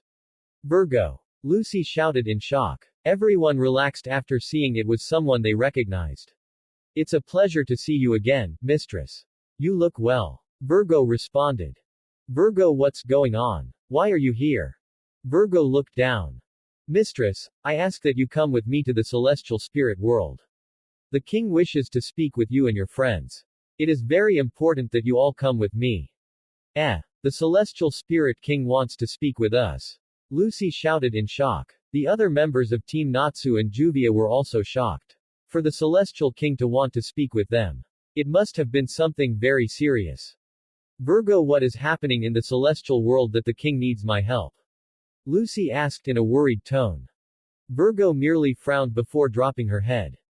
Please, mistress. It is of the utmost importance that you come with me, along with your friends. Everyone looked at each other, silently debating what to do. Please, I must hear your decision now, mistress. I can't wait anymore. Lucy and everyone else looked towards the celestial maid. Virgo, take us to the celestial world. We won't let our precious comrades down. You can count on us. Lucy spoke enthusiastically. Everyone else had confident smirks plastered on their faces. Virgo smile. Then let's not waste any more time and head to the celestial spirit world. Wait. Can normal humans enter the celestial spirit world? Lucy asked as a magic circle appeared below all of them. Don't worry, mistress. I will provide clothes for all of you once we arrive. Just then they all disappeared in a flash of light. Celestial spirit world. When the group regained their bearings, they were astounded by what they saw. The sky was filled with thousands upon thousands of stars. In the night sky, several planetoid-shaped objects floated around the heavens. They could even see what looked like pirate ships sailing in the air. When they looked around, they saw they were standing on an asteroid as a platform. Around them were several bright crystals that glowed several different colors. Even the trees were made from the same material. In front was a gate that led to a stony pathway above an ocean with diverging paths to different locations. The mages also noticed that all their clothing belonged to the celestial spirit world. Lucy wore a blue dress with gold accents, a white bow around her neck and a short blue skirt with navy stockings and gold and black shoes. Natsu wore a similar outfit, but with brown pants and boots. Levi wore a long green dress with a bandana around her head. Julia wore a short skirt white dress with loose white sleeves on her arms. Urza and Gray wore rather revealing clothing in green and silver. They were all amazed by the sight around them. This is the celestial spirit world? Lucy asked. Everyone were silently admiring the sight before them. Suddenly a tornado rose from the celestial sea. Welcome, my old friends. A calm voice boomed to them. The tornado dissipated to reveal a tall figure. His stature easily rivaled Acnologia at his full height. He was clad in a full set of plate armor. The upper part of his torso was covered in a chestplate, which was linked to the massive, overlapped and pointed pauldrons, while his arms were protected by counters, each sporting a spiked protrusion, and by gauntlets reaching up to his upper forearms. Underneath, he wore a dark chainmail. A dark belt with a simple squared buckle circled his waist, securing a light garment reaching down to his knees, open on the front to reveal the waist guard located underneath, consisting of two pointed plates, each resting on top of a rectangular leather section, with both such sections being secured in the middle by a belt bearing a more ornate buckle than the upper one, in a shape reminiscent of a four-leaf clover. He appears to be wearing dark pants, over which he dons cuissas secured by leather bands, pointed polanes, greaves, consisting of two distinct overlapped plates, and sabatons over barely visible dark footwear. He also sported an open helmet, adorned just above its opening by a stylized, upside-down star, and with a small, fin-like ornament jutting out from each side. The helmet had a pair of massive horns pointing upwards on its sides, as well as a plumage on top of it, consisting of 3 to 4 distinct, feather-like ornaments, with thin starting sections enlarging into thick tufts. Secured around his neck by a light, round clip, with an end left hanging over his upper torso, was a massive, dark cape with extremely torn lower edges. It was fluttering in the air, despite the seeming lack of wind. The most distinguishing feature was his enormous white mustache that extended diagonally toward the lower parts of his torso. This was the Celestial Spirit King. The Celestial Spirit King. Everyone shouted. He's huge. Natsu and Happy shouted. Everyone just stared in amazement at the king's size and power. Now my friends, now that you are here, he started to say as the area around him began to glow. Everyone else was tensing to find out why they were called here. We can begin the celebrations. As he said this, the spirits of the other zodiacs appeared, including Loki the Leo, a fellow mage of fairy tale. They all stared dumbfounded. Wait! Lucy shouted. Virgo said the celestial spirit world was in danger. What the hell, Virgo? Virgo just smirked. Oops. I lied. Lucy just stared in shock while the others laughed. My friends, I told Virgo to bring you all here so we can celebrate. Celebrate. They all thought. To celebrate your valiant return to the world after being absent for 7 years. To remind you no matter how much time passes, or how far away we are from one another, the bond we have is unbreakable. We will be friends so long as we celestial spirits exist. He boasted with 2 small fans, striking a hilarious pose with the other spirits roaring in approval. The fairy tale mages all roared and jumped at the celebrations. Natsu and Happy chatted with Aries and Cancer. Julia was being interrogated by Aquarius if she had a boyfriend, with Lucy looking on in pity. Levi was getting some material to read. Gray and Urza were enjoying the amazing food they were serving. While this was going on, the Celestial King sensed a huge magical source approaching the area his guests were originally located at. A very familiar magical source. So you have decided to make your appearance, my old comrade. Do your best, my old friend. Your journey will be dangerous, and filled with darkness, but know this. I will stand by you once again like I did 400 years ago. He looked up to the heavens with a huge smile. Good luck, Naruto. Meanwhile, back in the beach, Wendy, Jet, and Droy were staring at the empty space where their friends were in confusion. Where did they go? Jet asked. Wendy began to smell the air. It smells like celestial magic. Everyone must have gone with Lucis spirits to some location. She said. Why did they not wait for us? Droy asked. It probably wasn't anything too big to warrant our help. Jet responded. Wendy nodded. We should probably keep training until they show up. They will probably be back by the end of the day. The boys agreed and decided to eat their meals before getting back to work. Wendy decided to seclude herself in the forest to practice some of her spells. She was now trying to smash a huge boulder with her new spell. She began to glow in a white aura as she collected the magical energy for the spell. She places herself in a wide stance while spreading her arms outwards. Soon a wind barrier envelops the Wendy and the boulder. She then moves her arms counterclockwise, as winds began moving inwards around her target. Metsuryu Ogi, Shoha Tenkasen. Dragon Slayer's secret art, shattering light sky drill. The funnel of wind enveloped the boulder. Soon the boulder began to shake. Slowly, but surely it began to rise into the air as several cuts appeared on its surface. Wendy tried to push the attack further, but she still did not have enough power to hold the spell and she lost control as it dissolved. The boulder fell back down with a loud whoomp. Wendy was breathing heavily, exhaustion clearly taking over. This was her first attempt at the spell with only minor success.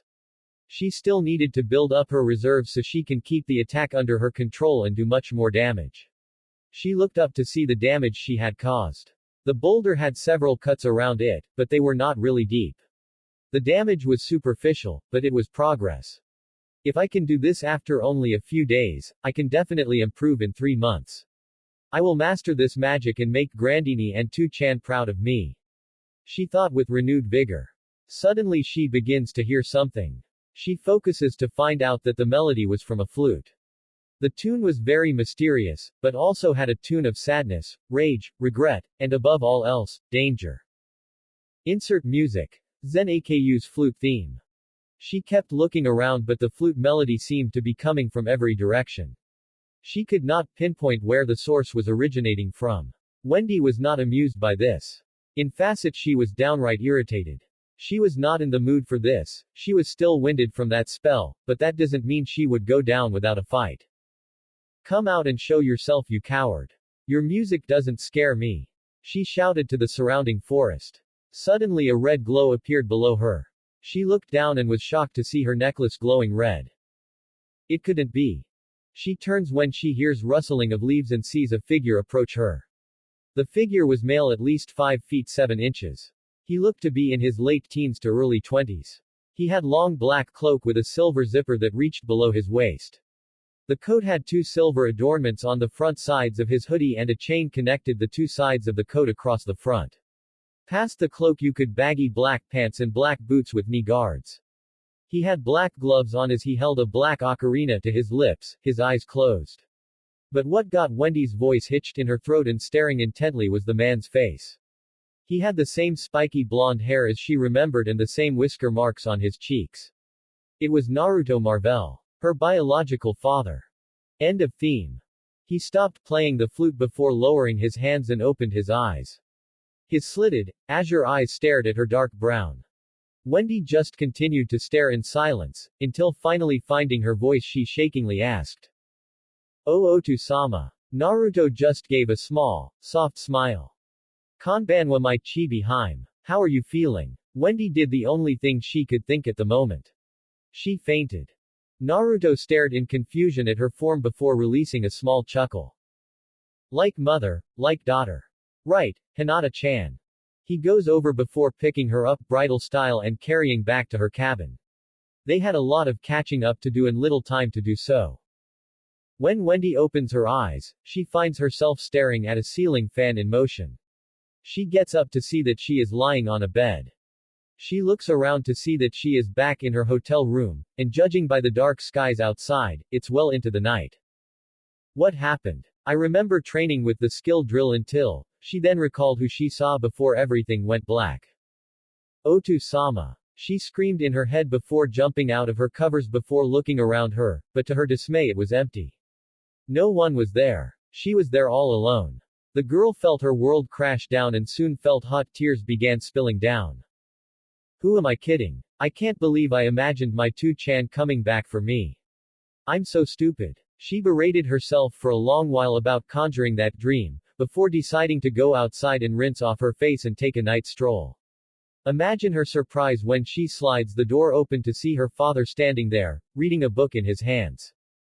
Wendy just stared in shock, hoping that this was not a dream and her father was really there.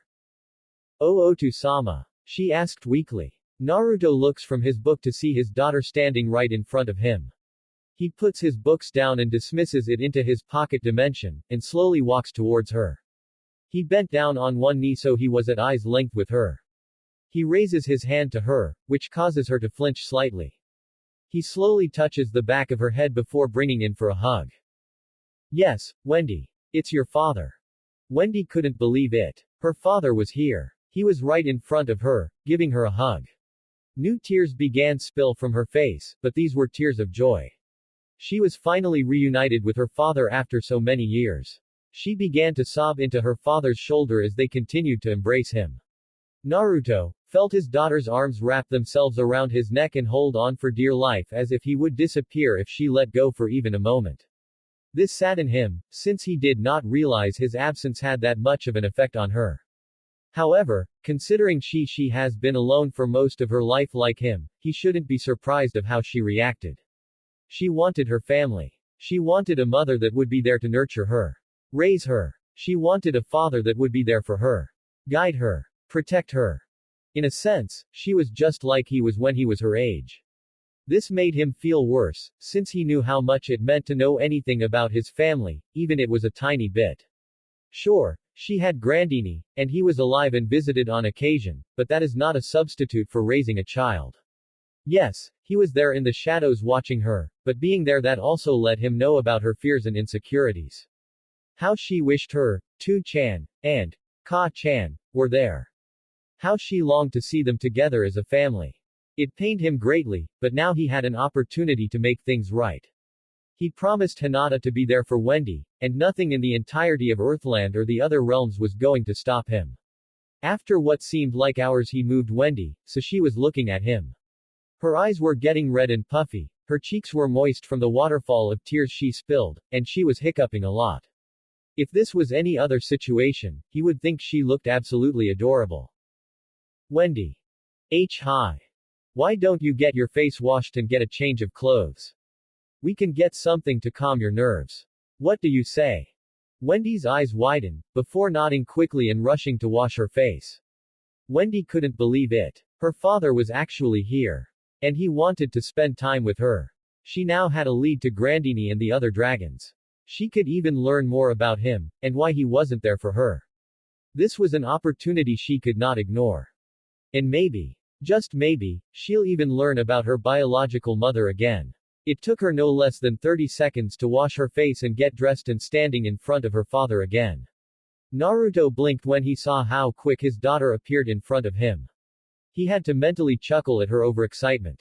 It reminded him of how he used to be once upon a time. Well, someone seems excited to walk with their daddy. I'm touched. He teased. Wendy blushed and began mumbling some incoherent words. Naruto chuckled again before ruffling her hair, making her pout even more. Well, let's go, the night is not getting any younger. The two then set out to the food center of the hotel. The pair purchased 2 large cups of hot chocolate. Wendy got one with cinnamon frosting, while Naruto got vanilla frosting. The two were sitting on the white sands of the beach, watching the slow waves of the ocean, and gazing at the stars that lit the night sky. The two sat in an awkward silence, the only sound the two made was the slurping of their drinks. Naruto was enjoying the warm sensation his drink gave him as it went down his throat and into his stomach. It was one of the reasons why he liked hot chocolate as much as he used to love ramen. It was the warm sensation that he got as it filled his entire body. Although he hadn't touched ramen in 400 years, but what can you expect when you're sent to a new world before ramen was even created? Thinking about his old addiction reminded him about his past. A past that he tried so hard to forget. A past that no child should have to endure through. All because of human naivety, greed, and fear. His life was filled with nothing but darkness and emptiness. He feels a tug at his arm and looks to see daughter looking at him in concern. He realizes he had been releasing ki for a brief time, and Wendy had been concerned on what was on his mind to cause him to get so angry. Naruto shakes his head to get rid of his dark thoughts. He releases a long sigh before looking up at the sky again. Wendy was glad her father had calmed down, but now they were in this awkward silence again. It was really weird, but it was kinda expected. How do you start a conversation with someone you have been wanting to meet again for years, but have no idea where to begin? Finally Naruto decided to break the ice. I know you have a lot of questions, Wendy. You can ask me anything and I will try my best to answer them. I have so many questions, I don't even know where to begin. She replied. The beginning is always a good place to start. Wendy did not look amused by that response, but sighs before taking the advice and asking the first thing on her mind. Are you really, Acnologia? The Black Dragon of the Apocalypse? I have lived for well over 400 years, my daughter. I have been given many names in all those years. Acnologia is merely one of many names I have earned. If you're a dragon, does that mean I'm half dragon? Not exactly. I became a dragon well after you were conceived and born. You're only partially dragon because of Grandini and becoming her dragonslayer. But what I am is rather complicated. What do you mean? She asked confused. Naruto sighed before he said he'll explain later on. Wendy decided to go to her next question. Why did you attack Fairy Tail on Tenro Island? Naruto looked at his daughter this time. Originally I came to the island to kill Zerf. That black mage owes me a debt that has been collecting interest for 400 years. I never meant your guild any harm, but I wanted to see the strength of your guild. I saw that human I fought on Mt. Zonia, Plus your guild had 4 dragon slayers, so I was hoping to get a good challenge. He sighed before he shook his head and continued. But you guys were a lot weaker than I expected, none of you could harm me. Let alone scratch me. It was rather disappointing. Wendy looked down already knowing how powerless they were before her father. But. Wendy snapped her head at the, but. I will say you guys have guts. You all knew that you had no chance against me. Your master knew this and that's why he ordered you to leave. But you ignored his plea and stood your ground against me. You all wanted to stand together and take me down as a family. Wendy was listening intently. In a way, I was happy. Happy, because the ideals of Mavis Vermilion were still held in your hearts. It meant that all she went through to create Fairy Tail did not go in vain. You all attacked me and even managed to send me into the ocean. That gave me a surprise, and did something that had not been done since my fight with Gildarts Clive. What was it? You guys ignited my spark again. My thrill for battle against a worthy opponent.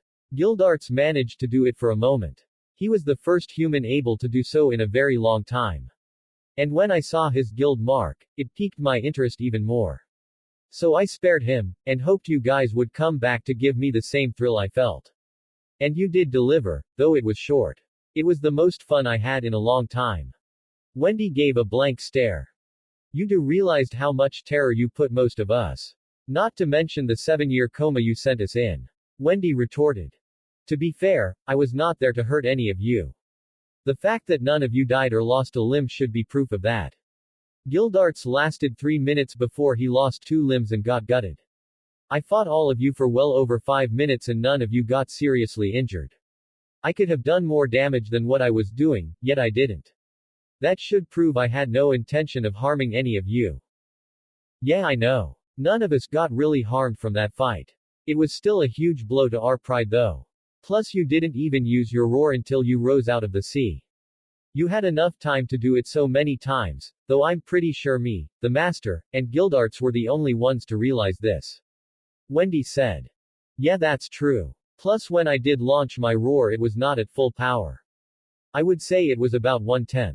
Then Fairy Sphere activated. To be honest, I only knew that it was a defensive spell. I had no idea it was gonna put you all in a coma for 7 years. Even if it did not activate, my roar would not have killed you all. Seriously maim or injure. Yes. Kill. No. I knew you guys could handle it. Wendy's sweat dropped at that response. That's pretty sadistic too, Chan. She said.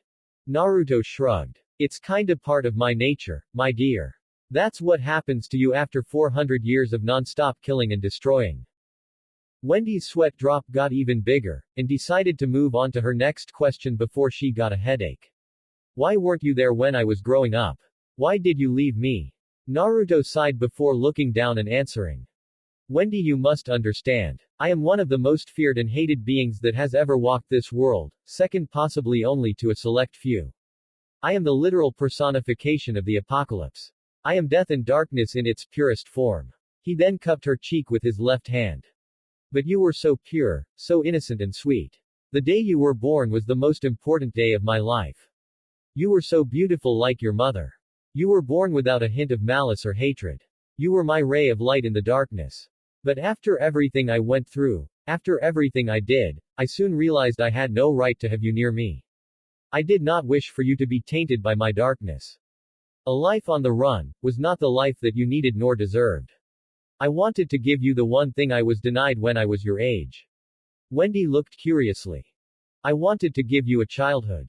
That's why I knew you would be happy with that old geezer Rubal. I knew he would treat you like any other child, regardless of your connection to me. He saw you as a surrogate granddaughter and he felt he was doing me a favor as one of the few friends I had. I wanted to give you the one gift any child should deserve. A happy childhood filled with people that love you. That is what any parent would want for their child. To live happily and to be loved. Wendy was shocked at that. Did her father really think he did not deserve to be with her? That he did not deserve some sort of happiness? It would have been better if you were a part of it. She said as she looked down. I know just visiting on occasion was not the best solution. But it was the best I could come up with where I could watch you, but keep my distance so I wouldn't get my scent on you. Wendy then took her dad's arm and hugged it tightly. It doesn't matter what you did. You went so far to keep me safe, just so I can have a happy childhood. That shows that you're not just the monster that the world sees you as. For that I am grateful. Even though you were far away, you always visited and spent time with me. That made me happy to know my Tu-chan did love me. So I'm glad to have you as my dad, and I do love you too, Tu-chan. Naruto just froze to hear those wonderful words from his daughter. She truly was a blessed soul just like her mother's. They both saw the good that was buried deep in the darkness. Just like Grandini, Anna and Irene. For some reason all the women in his life and his friends always saw the good in him, even if he did not see it or if he deserved such kindness. Wendy, you don't know how much it means to me to hear such words from you. But I have not earned the right to hear those words. But I hope from this point on to become worthy of hearing them from you. He said as he brought her into a hug that she happily returned. The two stayed in that embrace until Wendy moved to ask her next question. Tu-chan, what happened to Grandini and the other dragons? They all disappeared 14 years ago. You must know something. Naruto flinched at the question. Something that Wendy noticed. Why do you do that? When Natsu asked you the same question, I saw you flash through a myriad of emotions. You got angry, then sorrowful, and finally shame. Tu-chan. What happened? Naruto pinched his nose and released a heavy sigh. Something that was becoming a regular thing. Wendy, what happened to the other dragons was something that I did not wish nor did I want. They were my nakama. My family. But what happened was unavoidable regardless of what I or anyone else did. Wendy bit her lip and asked the question she was dreading. Did you kill them? Are they dead? Are Grandini, Igneel, and Metallicana dead? Wendy asked in fear. Naruto felt his heart shatter at his daughter's face, but pressed on. Wendy, what happened was not what I wanted to happen. But honestly, I don't know. I know what I did to them, but I have no idea where they are. I did not kill them. At least, not exactly. I honestly don't know where they are. That is the honest truth. Which was true. He did harm them, technically killed them, but they escaped and he has no clue where exactly they went. He has a possible theory, but he was not gonna give her false hope to have it crushed later on. So there's a chance she's still alive somewhere. Like I said, that is a maybe. I can't guarantee it nor deny it. Wendy sighed. It was not the answer she wanted, but it was better than nothing. Now Wendy, what were you doing here? I sensed your magical energy here, but I have no idea why. Wendy then explained how her guild had dropped in ranking to being the lowest in Fury. They learned about Grand Magic Games, and how it was the quickest way to reach the top again in no time. It was gonna occur in 3 months, which was plenty of time to get ready for the games. They came here to train, and enjoy some quality. She explained they had made some progress, she even managed to do the sky drill after just a few days, something that made her father swell in pride. She then explained the whole sake incident, something he scolded for doing and reminding himself to get the other members for their stupidity for allowing Wendy to drink. She then explained how she went to get some ice cream, before she came back to find out that her team along with Juvia and Levi left through some celestial magic. Now I am just waiting for them to return. I wonder what's taking so long. She was getting slightly worried that her friends had not returned. Naruto just facepalmed at the stupidity of not only her friends, but the Celestial Spirit King's antics. If it weren't for the fact I am friends with that Baka Clover King, I would beat him for his pranks. Now I have to break the ice with Wendy. Wendy, I hate to say it, but I don't think you will be seeing your friends anytime soon. Wendy looked worried and asked what did he mean. Wendy, after I left you in your room, I checked the area and sensed the celestial magic. But the thing is that specific residual magic led to the celestial spirit world.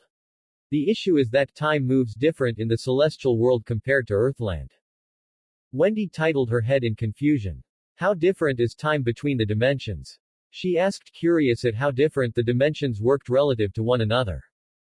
Naruto sighed before he dropped the bomb. Well, 1 day in the celestial world is equal to 3 months in Earthland. Wendy just froze. What?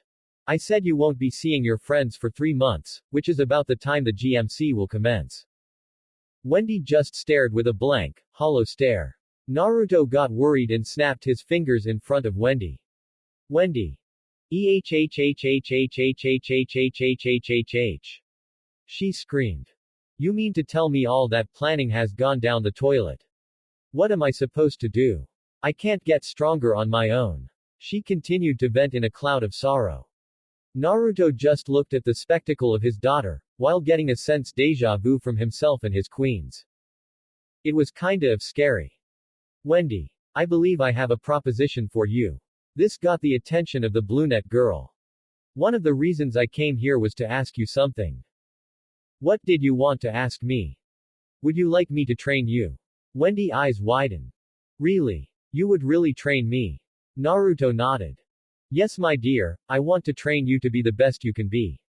I plan to work on your Dragon Slayer magic. I also have some offensive spells to give you some variety in combat.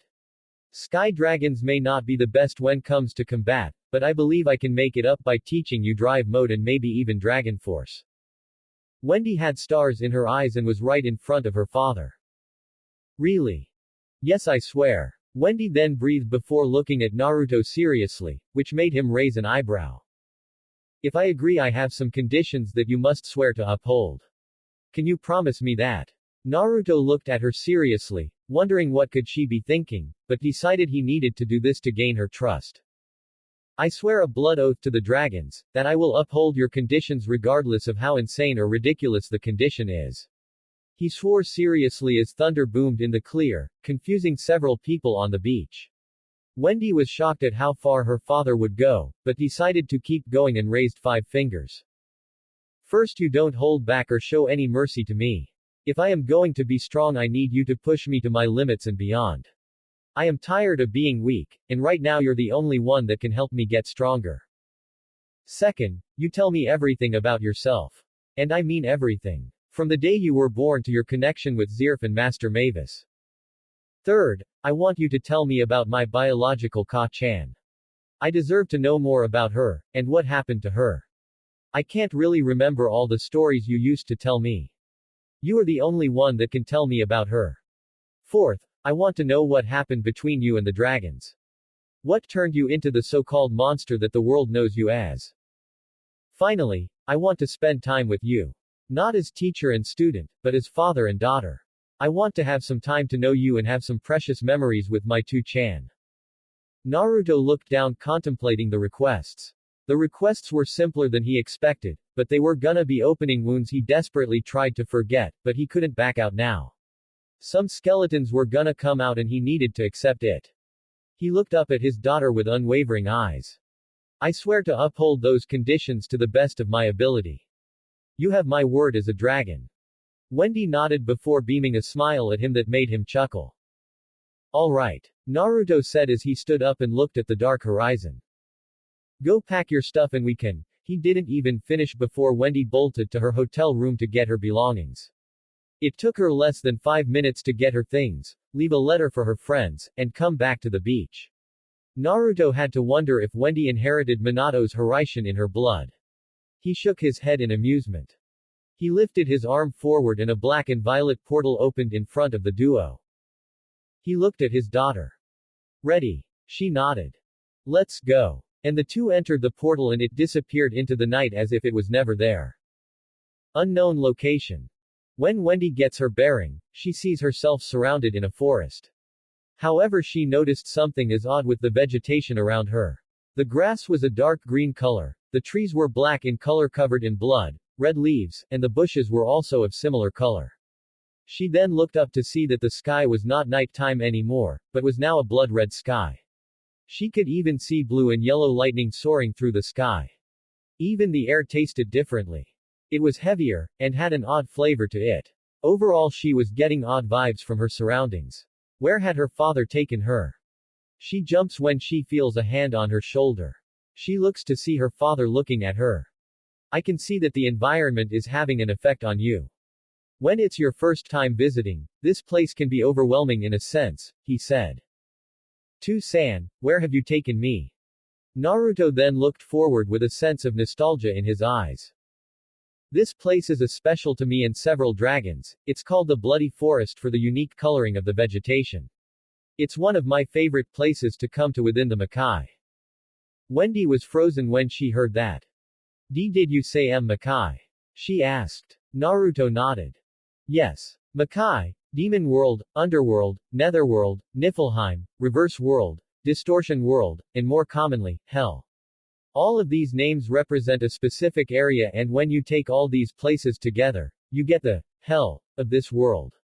This place is one of many ruled by the death dragon, Giratina. Most dragons use this place to isolate themselves so they can train themselves without having to worry about collateral damage to unsuspecting victims in the vicinity. Only dragons or extraordinary mages are capable of finding it and actually get in, and the number of mages that know about this place is very small. I guess you could call it our version of Tenro. Wendy looked around in complete awe and wonder. She never thought that the so-called original homeland of demons devils would be controlled by the dragons. Then again she remembered that Grandini said that the dragons were one of the first beings born from within the universe and they molded into what it is today. So it's not too surprising one of them took refuge in hell as their domain. "To-san, why did you bring me here?" she asked. Naruto smirked. "I brought you here for our little training camp for several reasons. One is so we will not be interrupted by anyone. Like I said, this place is really isolated from anyone or anything, so the odds of meeting someone here is really unlikely. Meaning we can go all out with our training. Most importantly, like the celestial spirit world, time flows differently here. However, it's opposite to how the celestial spirit world works. 1 day in Earthland is equal to 4 days here. So training for 3 months is equivalent to 1 year here." Wendy was seeing stars. This was a perfect chance to really buckle down and train her butt off. Plus she will have someone that will push her to her limits, and truly make her strong. "So how is this training regiment going to work?" Naruto looked thoughtful for a moment.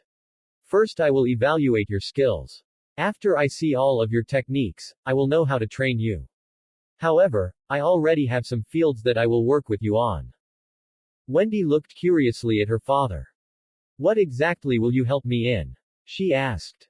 "Well, as I said, one of the things that I want to help you in is with your Dragon Slayer's magic. Specifically Drive Mode and possibly Dragon Force. Since Sky Dragon Slayer magic is not really combat heavy, I will help you get more offensive magics for you to use along with the transformations.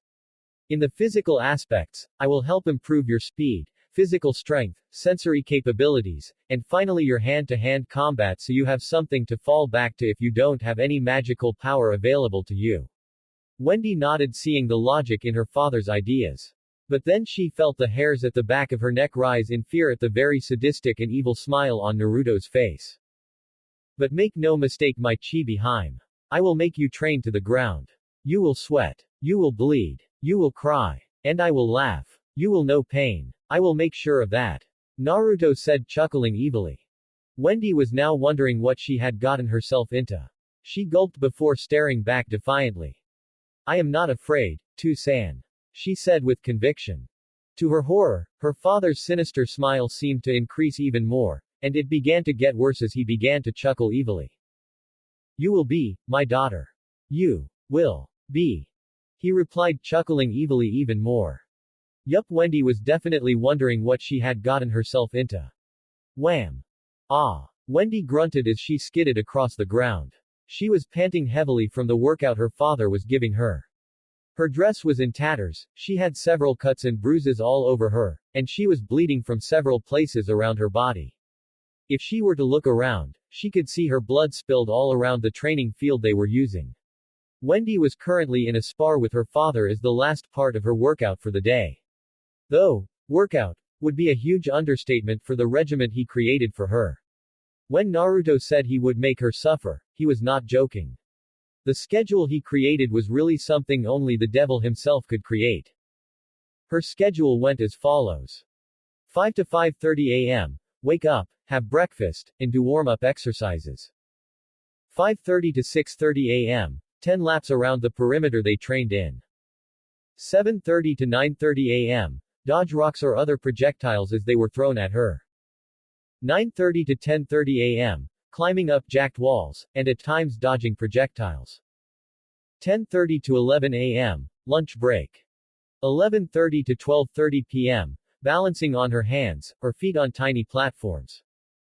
12:30 to 3:30 p.m. working on her flexibility and acrobatics.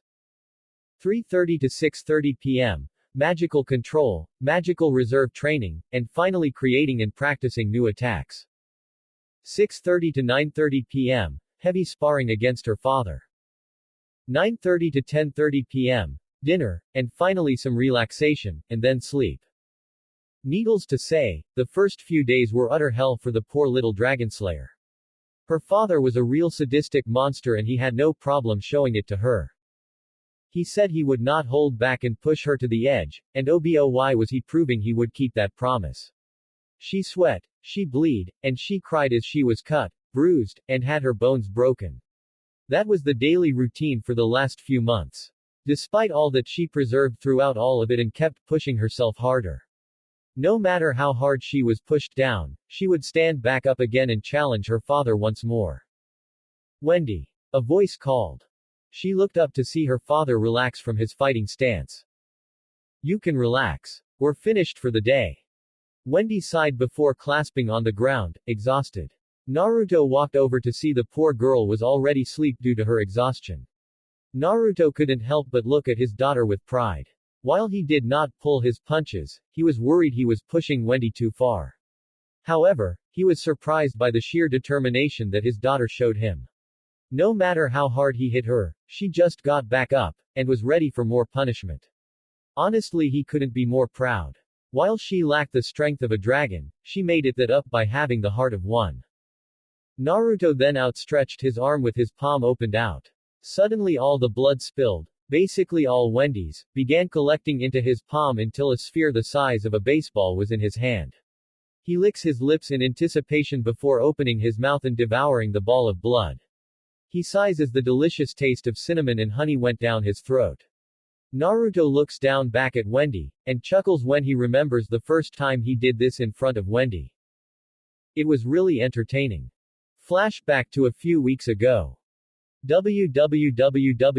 What? How did you do that? Wendy asked as she saw her father drink her blood like it was just any ordinary fluid to drink. The poor girl looked like she was gonna blow a few fuses in her head. Naruto looked at her before chuckling in amusement. That's right. I haven't told what I am. Guess this is as good a time as any, I suppose. He mused to himself before refocusing on his daughter. Remember when I told you that my biology was rather complicated when you asked if you were part dragon, because of me? Wendy nodded. Well, to answer your question from back then. The most basic way to look at me is as a hybrid. I am half devil, demon and half dragon. Wendy looked up in surprise. Her father was a demon dragon. That would explain why some of the books she read about her father called him a demon or monster that rose from the pits of hell. Ironic, considering where she is now. But then a thought crossed her mind. Is that why you're called the last demon from the books of Zerf? You're a devil dragon. Is that why you want to kill Zerf? Because he made you part demon. Naruto just face-palmed. For Kami's sake, you have one alliance with that black mage, and it sticks to you for the rest of your existence. He looked at his daughter. To answer your question, yes, Zerf was the one to turn me into a demon dragon, and that is part of the reason I want to kill Zerf. By my reason for wanting to kill him is more of what happened after he turned me, and not the initial transformation. Wendy looked at him curiously. What do you mean? Naruto sighed before looking at her sadly. What I mean is that after I was turned into a demon, I lost all control of my body, and I became a mindless beast. This was made even worse when I went into my dragon form. I slaughtered and destroyed everything in my line of sight. Nothing was safe from my wrath. Friend or foe, it didn't matter. I killed them all. By the time I regained my senses, it was far too late. My brethren were all killed. My father was dead by my hands. My wife was gone, you had disappeared, Zerf was gone, and the dragon race was done to a trickle. The fighting did not end in a bang, but a whimper. Wendy looked at her father sadly, but there was one question bugging her. Why did you do it? Why did you seek Zerf out for help? Did you just want more power? Naruto shook his head. No, I did not do it just for power. At the time, believe it or not, Zerf was an ally of mine and the dragons. In fact, I could almost call him my friend. Wendy's jaw just dropped in shock. What? Naruto nodded. That's even more of a reason why I want to kill him.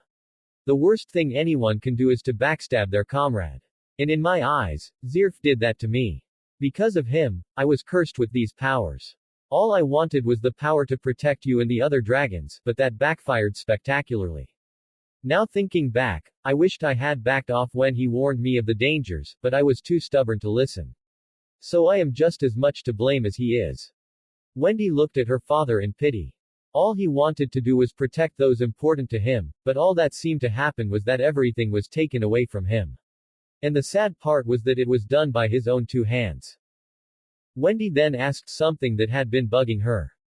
"2-chan, what type of demon are you?" Naruto looked thoughtfully before answering. "Well, that's just it. My demon half is kinda weird." Wendy looked confused. "What do you mean?" Naruto sighed. "I mean that the demon that was implanted in me did not really have a species or type. It was just an entity of darkness, and that's why it had a profound effect on me." He saw the confused look on his daughter's face, so he elaborated. "You see, Wendy, darkness is a concept and is an element as old as in ancient. It has been here since the beginning of the universe. Before the universe was born there was only darkness. So the universe was born from it. That makes it very powerful, but also very dangerous. The reason being that darkness is a very volatile power, and is very susceptible to negative emotions. At the time, I had a lot of anger inside of me. Anger that I had lost myself to on a number of occasions.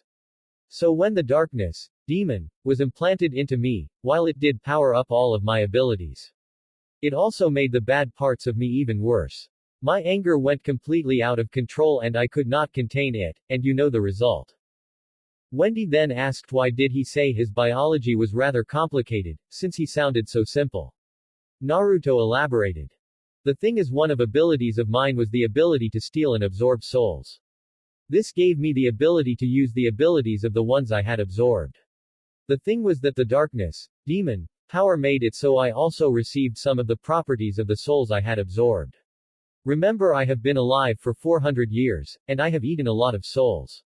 Not just the souls of humans and dragons, but the souls of other demons like vampires, hollows, werewolves, devils, high-level demons, incubi, succubi, etc. So I gained many of their properties and abilities. The most prominent one was probably the vampire. I think the reason behind that is because of their ability to absorb the vitality of others by drinking their blood. And the soul is considered the source of a person's vitality, and in some cultures, blood is the liquid form of a soul. This only made things worse for me, because at the time I had an unruly thirst for blood and flesh. So those similarities just made the vampire the most compatible of the demon souls I absorbed, which is probably why its powers were the ones that seemed the most dominant for me to use." Wendy nodded. "So that's why he said his biology is weird. While he is part demon and dragon, the demon half is a combination of all the demons he's absorbed. And with how many souls he has probably absorbed, it is honestly surprising that the vampire was on the top, but like her father said, that is probably because of the similar tastes and abilities between the two." Wendy then got a horrible idea in her head. "Wait, you're not gonna use me as human blood bank, are you?" Wendy asked in frightened tone. Naruto just shook his head in amusement. "No, Wendy. As amusing as it would be, and your blood is tasty." Wendy looked ready to faint. "I am not gonna use you as a human blood bank. I've had time to take control of such urges, and even if I couldn't control it, there are substitutes for human blood. Some of these substitutes include animal blood, absorbing magic, eating hot foods, and the last one being having sex with a willing female. All of these I could use to control any urge I may have for blood. But like I said, I have control over such urges." Wendy looked confused for a minute. Naruto looked curious. "What?" he finally asked. "2-chan, what's sex?" she bluntly asked. Naruto looked blankly at her before laughing uncontrollably. "Ha ha ha ha ha ha. Oh Kami, you haven't had the talk yet. I thought Grandini, your guild master, or one of the female members of your guild will tell you that." Naruto just looked at her amusingly, which Wendy did not like that look at all. "But it seems the responsibility has fallen to little old me. This is gonna really interesting." Naruto then took great pleasure in explaining the birds and the bees to his daughter. Needless to say, Wendy could not look at her father for more than a few seconds before blushing into atomic levels of red for a few weeks. Like he said before. Like mother, like daughter. Naruto shakes himself from his amusing flashbacks and bites into his forearm to allow his blood to spill and moved his arm so a steady flow of blood will flow into Wendy's mouth and injuries. Wendy would already heal thanks to her Dragonslayer healing factor. His blood just helped speed the process at a much faster rate. Just another benefit of being part vampire. Already he could see the smaller cuts and bruises already closing and disappearing. He quickly picks her up bridal style and walks back to their camping site. Quote. Ah. Wendy groaned, before fluttering her eyes open to see the dark skies of the Makai staring back down at her. She groggily attempts to stand up, but feels pain flare all over her body. I suggest you sit down for now. You need to let your body recover. Wendy turns to see her father by a fireplace cooking several different animals, vegetables, and herbs for their dinner. The dinner consisted of roasted ham with a side of rabbit stew with vegetables. The aroma was really intoxicating, and Wendy could feel her mouth watering as the sight of the delicious meal being cooked. Naruto looks up to see the hungry look in his daughter's eyes and the drool falling from her mouth. He couldn't help but chuckle at the sight of the girl. Wendy hears this, and she turns to glare at her father. What's so funny, Tu-chan? The look on your face is priceless. You look like you could pounce on the food any second. It's rather amusing to see how that looks from the other side. Wendy pouts before looking away. A few minutes later the two are enjoying their meal. Well, Naruto is, Wendy was scarfing it all down like it would be the last meal she will ever have. Again, Naruto couldn't help but be reminded of himself when he was Wendy's age. Wendy notices the nostalgic look in her father's eyes but ignores it for now and continues to gulp her food down before swallowing the last of it with a jug of water. Huff. Huff. Best meal ever. She gasped out. Well, I appreciate the compliments to my cooking, my chibi-hime. Wendy narrowed her eyes at her father with a blush on her face. I told you not to call me that. It's embarrassing. Naruto just looked more amused. Why though? It's true. You're young and cute, meaning you're chibi. Plus you're my daughter, making you a princess in my eyes. So chibi-hime feels like an appropriate nickname for you. Tu-chan. Wendy whined in embarrassment, while he just smiled at his daughter's antics. After trading some banter, Naruto decides to make some tea to help the two calm their nerves. We now find the father-daughter duo drinking tea made from the green leaves and herbs Naruto had collected earlier. The two enjoy the silence of the night, except the cackling from the fireplace. Naruto notices that Wendy has been relatively quiet for a while now. Normally during this time, the two would be chatting about Wendy's life. During these 6 months for him, he had learned a great deal about his daughter, while he was away. He learned about her life in Fairy Tail, meeting the members of Fairy Tail for the first time, the battle against the Oracion Cease, the battle with the artificial dragon, Naruto growls at that abomination, her adventures in Edelus, and finally the large-scale battle between Fairy Tail and Grimoire Heart.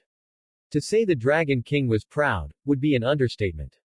He was amazed that Wendy could keep up with the other mages, many being S-ranked, was nothing short of astounding. She was more skilled than he had ever been when he was her age. Tu-chan. He hears someone shout, which snaps him out of his daydreams and sees that his daughter had been calling him for a while. Naruto shakes his head before looking at Wendy. Sorry, I was lost in my thoughts again. What were you asking? Wendy just giggles. I was asking what were you thinking about? You look like you were thinking really hard about something. Your eyes also had a nostalgic look to them, like you were remembering something. Naruto smirks at her. I was thinking about the way you were scarfing your food down, and everything you told me you've been through, it just made me remember how I used to be when I was your age. Oh, I see. Wendy said. Her mood suddenly shifting, something that makes Naruto raised an eyebrow at this. He wondered what did he say that would cause a shift his daughter's personality. Wendy was looking at ground if she should say what was on her mind. Finally steeling herself she looks up her father. Tu-chan. Wendy asked. Yes, my dear. He replies. Can you tell me what you were like when you were my age? What your childhood was like? Wendy immediately noticed the mood around her father got very cold, and his face was full of sadness and rage. He sighed before looking down at the ground. Are you sure you want to know? Yes, I do too, Chan. I want to know everything about my daddy. Naruto looked up and Wendy was shocked at what she was seeing. Her father seemed to have aged several hundred years right in front of her in the blink of an eye. He looked like a bitter old man that lived a life of misery and pain without a shred of hope left in his eyes. My upbringing was not a kind one, my daughter. This may change your opinion of humanity, and you may start hating your own species. Are you willing to risk it? He asks, only to be rewarded with a determined glare from Wendy. I know that. I knew the moment I came with you that a lot of things I know would be challenged. But I want to understand you, Daddy. I want to know what led you to live the life you had.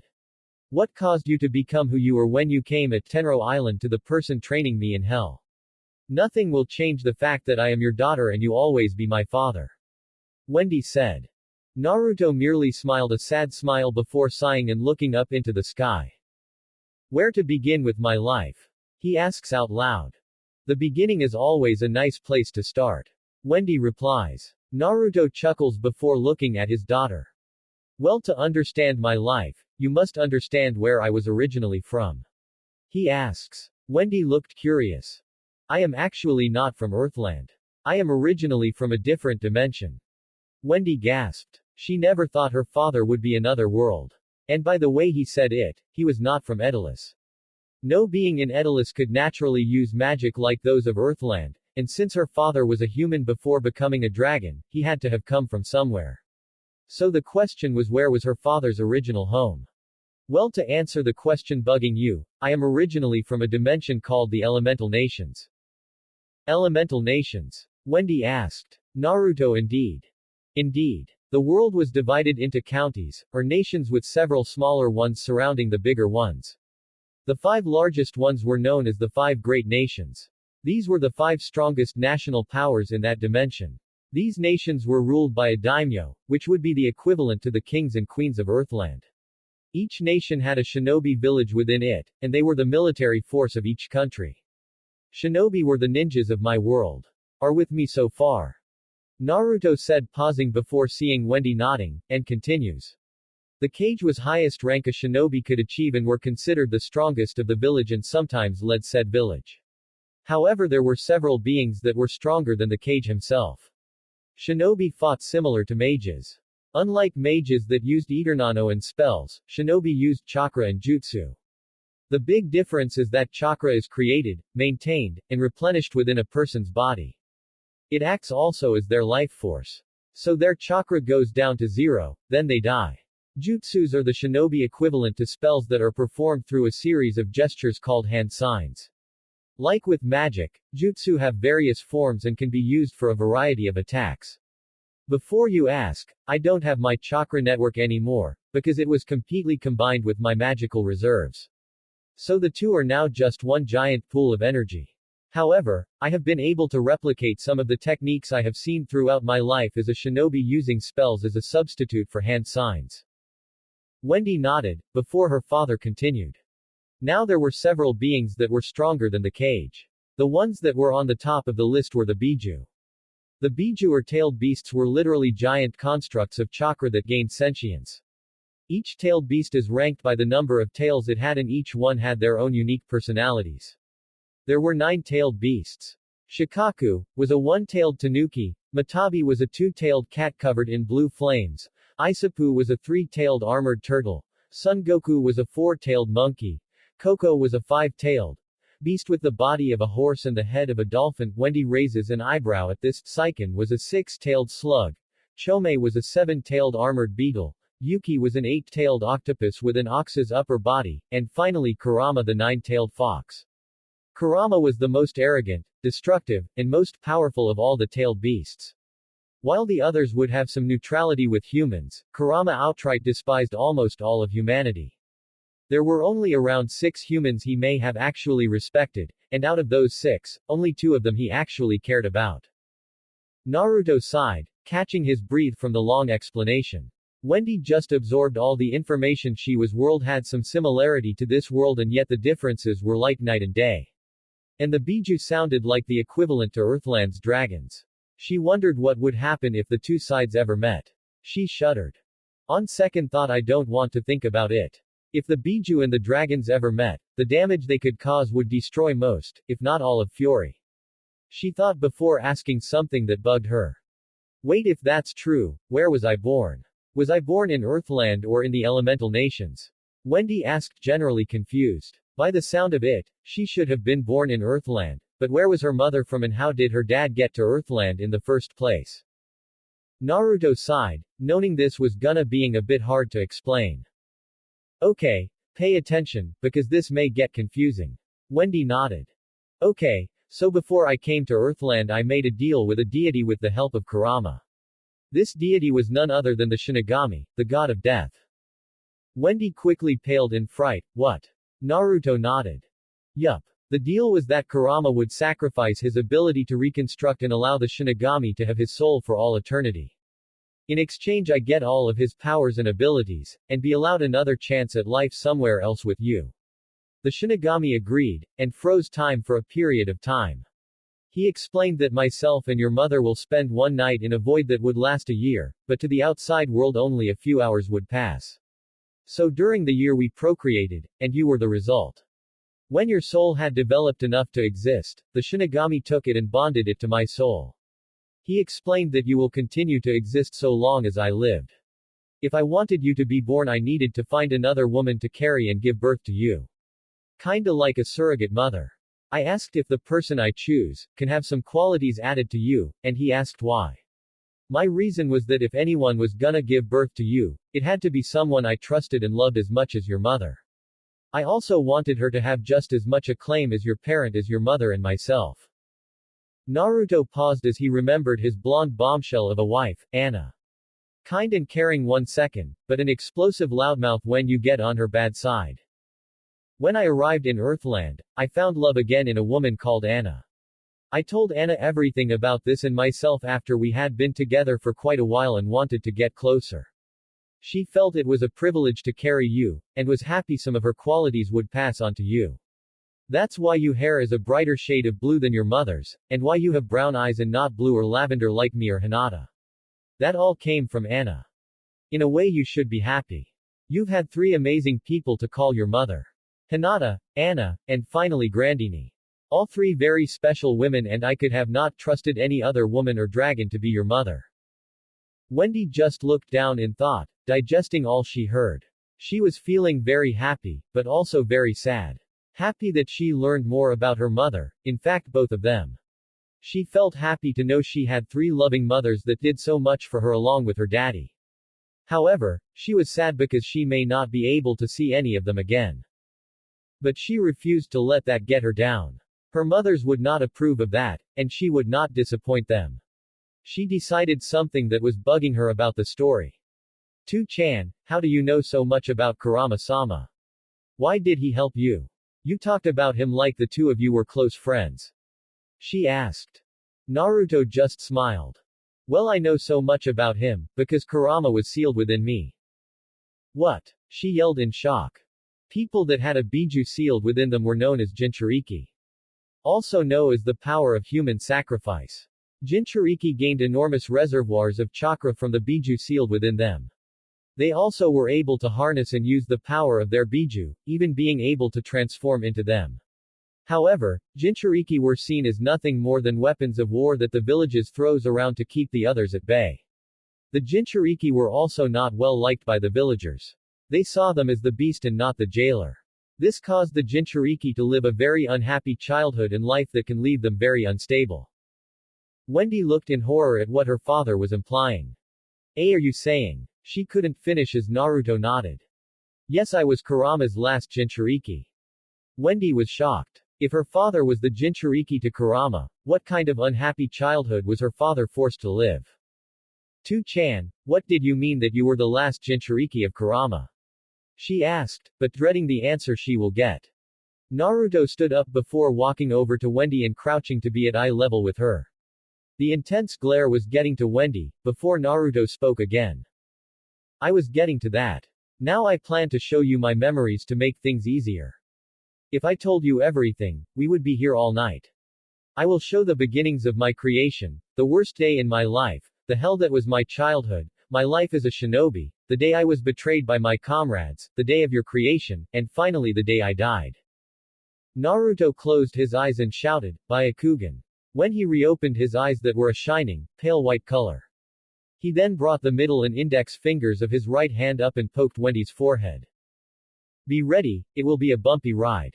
Memory share. He shouted as his glowed brightly, causing Wendy's eyes to widen and also beginning shining the same white color.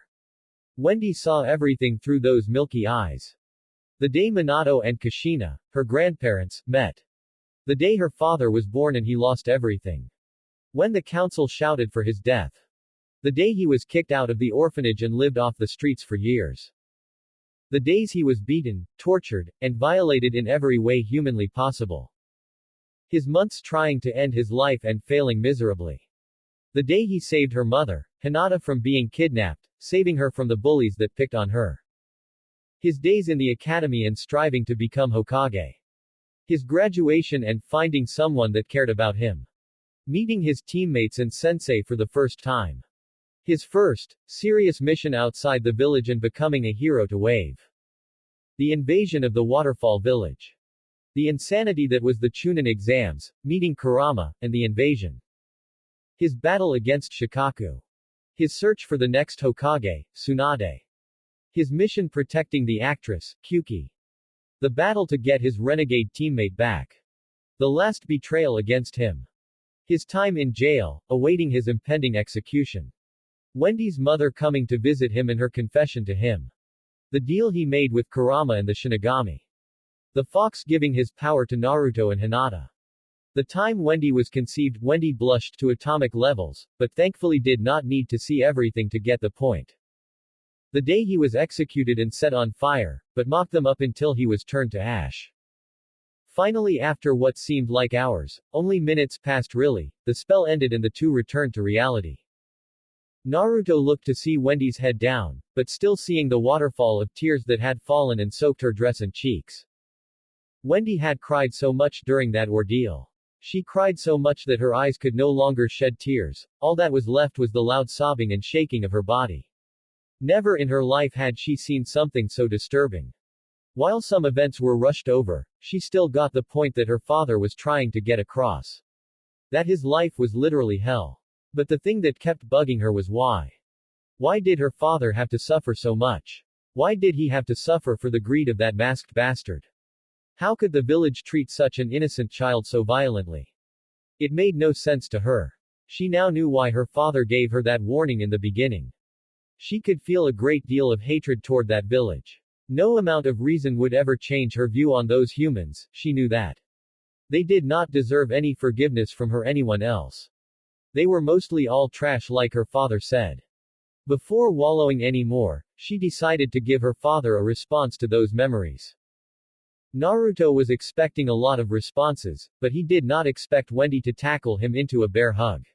He blinks before looking down to see her giving him the hardest bear hug the young mage could muster. He then heard her muttering something through the sobbing. I'm sorry. I'm sorry. I'm sorry. Naruto was perplexed. Why was she apologizing? He cupped her cheeks and lifted her head so she was looking at her. Wendy, why are you apologizing? He asked, and watched her sniff, before Wendy responded. Because I forced you to relive such awful memories. I caused you so much pain, just for my selfish desires. Wendy, it's only fair based on our. Nothing about your childhood or life was fair. Naruto was taken back by the outburst. You should have never suffered like that. The Sandaime and the others did barely anything to help you. Hell, the people of the slums, the Ichiraku people, and my mother did more for you than most of the villagers. Yet you stayed loyal to them. They threw everything at you, and you kept moving forward. Why? Why did you keep trying to remain loyal to them? I just don't understand. Naruto sighed, knowing his daughter would react something like this. Wendy, where would I have gone? I had no one and nowhere to go. If I left I would have been chased until I was brought back. I thought if I became Hokage they would look up to me, it was my last ray of hope for the village. I thought I could finally be loved. But that died the day I was imprisoned when I brought their Uchiha back. The two remained in silent embrace with Wendy sobbing into his chest. "2-chan, do you hate me?" Wendy asked. Naruto's eyes widened before looking at Wendy in shock. "What?" Sniff. "Do you hate me? Do you hate that I remind you so much of Hinata Okawa-sama and Anna Ka-san? Is that one of the reasons why you stayed away from? Because I reminded you too much of them. Do you regret having me?" Slap. Wendy received the shock of her life when Naruto smacked her across the face. Wendy remained still like a statue until she was brought into a tight hug by Naruto. "Listen to me, Wendy. I am only going to say this once, so you better listen. Yes, I miss your mother. I wish I could be with both of them right now. But I never, repeat, ever would regret having you. You were proof that Hinata's and my love for another was real. You were one of the reasons I stayed sane during many of my dark days. You were my light that kept from going completely mad in the darkness like your mothers did before. I love you, Wendy Marvell. And no matter what happens I always will. You are my beloved daughter, and that will never change. I swear to the dragons, cue lightning, to that." Wendy remained shell-shocked before burying her face into his chest and gripping him harder in the hug she was trapped in. She began chanting, "Thank you," over and over again while Naruto just held her until she dozed off from physical and mental exhaustion. Naruto carried her to her sleeping bag for the night. As he laid down he heard her say one last thing. "I promise to erase all your satins, 2-chan. And make you the happiest dragon that has ever lived. I swear that to you." Unbeknownst to Wendy, Naruto smiled a small smile at his daughter and gave her a kiss on her head. "You already have, Wendy. You already have." Naruto was about to doze off, but noticed an odd seal on Wendy's abdomen. Curious, he touches the seal and pours magical energy into. There's a flash of light that blinds the Dragon King. Naruto blinks. When he gets his bearings, he sees he is in the middle of a vast meadow filled with numerous flowers. He could see a lake in the far distance. To his left was a hill with a large tree standing on the top. The skies were a clear crystal blue. Naruto recognized this place immediately. Wendy's inner world. It's been so long since I have been here. Probably around 400 years since the last time I went inside here. I never thought that I would meet you here of all places, Naruto. Naruto froze when he heard that voice. He recognized it almost anywhere. That sweet, gentle voice. He turned to see a dragon. This dragon's biology seemed closer to a bird's. It had a feathery body like a bird's and was covered in pure white feathers. It had 2 wings with 3 fingers on top of said wings. It had 3 sets of talons that were sharp but gentle like a bird. Her skull was flat and also covered in feathers. She had 3 smooth tails. Her eyes were a deep ocean blue. Beautiful as always. He mused. It's good to see you, Naruto. It's good to see you as well. Grandini. Naruto just continued to stare at the Sky Dragon Queen, Grandini. He had not seen the giant fluff of cloud for 400 years along with Igneel and the other dragons that had taken a Dragonslayer. The last image he had of her was his claw as it ripped her magic, more specifically her soul, right out of her body just like he did to the other dragons. Like he did to his father. He murdered his family, and the sickening truth was that part of him enjoyed it as he continued to rip into them. Now as he stands in front of one of the dragons he was closest to, he doesn't know where to begin. As if reading his mind, Grandini just smiled kindly towards him. Now Naruto, please don't tell me you still blame yourself for what happened to me and the other dragons. You really should stop trying to carry the weight of the war, and the world itself on your shoulders. It's not healthy for you. Plus it just makes you seem like a stereotypical emo as you well put it. She remarked as if she was scolding a child. Naruto just grew a very sour look from what he was called. I told you to never call me an emo. The word is taboo for me to ever be called or become that. I have seen enough of that shit in my lifetime from people around me, and I refuse to become like that Uchiha or Zerf for that matter. Naruto growled out. Grandini just narrowed her eyes in annoyance. And I thought I told you to never to swear, curse, or use profanities in my presence. I specifically remember Anna, Irene, and myself drilling into your head that you must show proper manners and etiquettes to your elders. Naruto just smirked evilly. Oh, so you are old now. Then does that mean I can call you Granny now? Grandini's eyes widened before narrowing in rage. I thought I told you that you never mention a woman's age. That is a sensitive topic that must never be discussed. She roared at him. Naruto just looked amused. But I never brought it up, you're the one that did. I was merely confirming it. Naruto remarked calmly. Grandini growled again before calming down and sighing. You haven't changed a bit, you know. You the same disrespectful little brother that I remember watching over. Naruto just smirked. And you're the same uptight big sister that never seemed to learn that proper respect and etiquettes were not something I just handed out to anyone, regardless of who they were. The two just stared at one another before finally letting out a laugh together. It had been a very long since the two shared a good laugh with one another. It was something that they both missed. After laughing for a good while, the two managed to calm down to hold a reasonable conversation. So I see my theory was correct. You and the other dragons did hide yourselves within your dragon slayers. Naruto finally said. Grandini nodded. Yes, it was the only to save ourselves after what happened, and it was also the only way to stop our dragon slayers from becoming like you. At least that's what we hoped. She explained. Naruto nodded. I agree and understand why you did it, but it still doesn't excuse how reckless it was. You all knew that my research on that secret art was still in the experimental stage. It was literally based on theories and calculations. There was no practicality to it at all. We don't know what repercussions could come from this. For all we know, the minute you come out you may not be able to return and you will pass on into the afterlife. How can the 5 of you dragons do something so stupid like that? Answer me, Nei-san. Grandini looked sadly at her surrogate little brother. She understood why he was angry, but there was no other option to save their dragon slayers. Even if it meant that leaving their bodies would mean their death, but it would be worth the risk as long as they protected their children.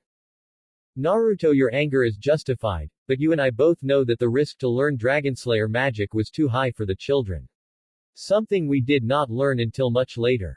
We could not let those children suffer like you and Irene did. We swore we would do whatever it took to protect our children, regardless of risk we had to take. If you have a problem with it, well, tough shit, it's done and over with, so there's nothing you can be done about it. Naruto just growls before sighing and pinching his nose in frustration. Sigh. Seriously, how is it that I was able to corrupt dragons to become so stubborn that they would throw away their lives too easily? He asked himself. Grandini just smiled in response. You inspired us, Naruto. You showed us the true potential that lies dormant with humanity. You are the champion of our races. The first human to rise to become something even we could never manage. We simply wanted to follow your example. It's not like I gave a very good example after I became a dragon. We all make mistakes, Naruto. What matters is that we learn from that mistake. And the fact that you are training Wendy now, proves you have learned from your mistakes and are beginning to move forward with your life again, Naruto. You are beginning to live again. Naruto just rose an eyebrow at that remark. I don't think we can really call it living. Especially with how screwed up my biology is.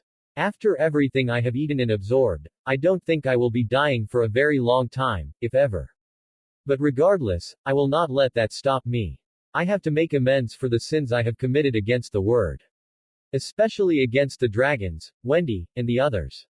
Grandini just bent head and nuzzled it against Naruto, who didn't resist and let the giant pillow have her moment while scratching the back of her giant ear. I'm glad to have you back to how you used to be, Naruto Otuto.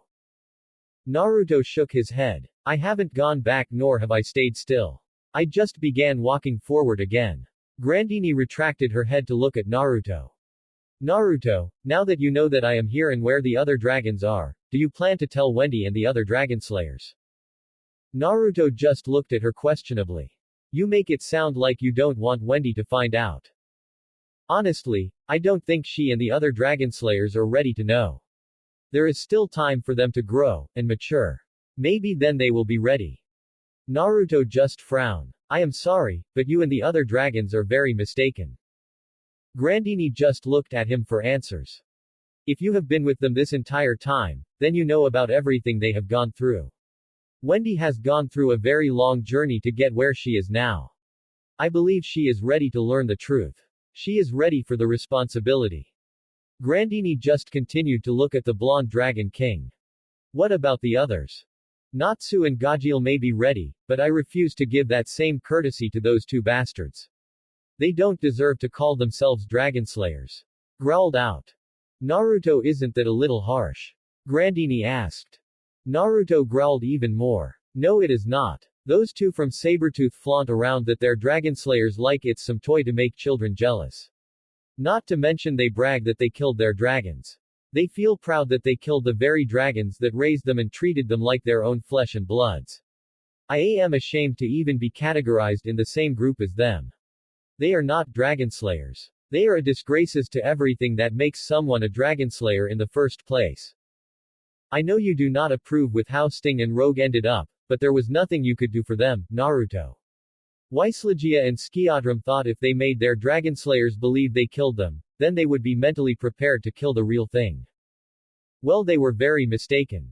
Those two have become arrogant assholes that enjoy picking on the weak and to spit on people's beliefs about companionship. Yet those two walk around with exceed. They are the definition of hypocritical assholes, Grandini. Hell, those idiots think they can kill me. Seriously, what in the bloody hell is wrong with those two? Grandini sighed, knowing that Naruto had a very good reason for being upset. The last time Dragon Slayers became arrogant like Sting and Rogue, they joined the opposing side of the war, and slaughtered several dragons and Dragon Slayers. Many of those killed being young hatchlings. Naruto did not take to this kindly. Not even close. In fact, when Naruto found them, he mercilessly slaughtered every last one of the traitors along with the enemy dragons. By the end of it, the entire area they found Naruto in was a sea of blood. No one could believe the brutality of Naruto's actions. It got worse when Naruto took the severed heads of the traitors and put them on spikes and warned the remaining Dragon Slayers that if they even think about betraying the dragons again, he would do far more terrible things to them than what he did to the ones before.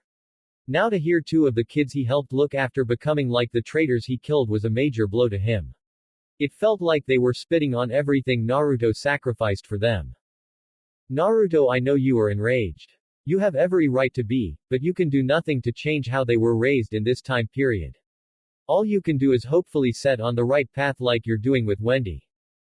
Naruto growled again, but stopped before reluctantly nodding. Fine, but I am so breaking them to the ground if Natsu, Gajil, Laxus, or Wendy don't do it first.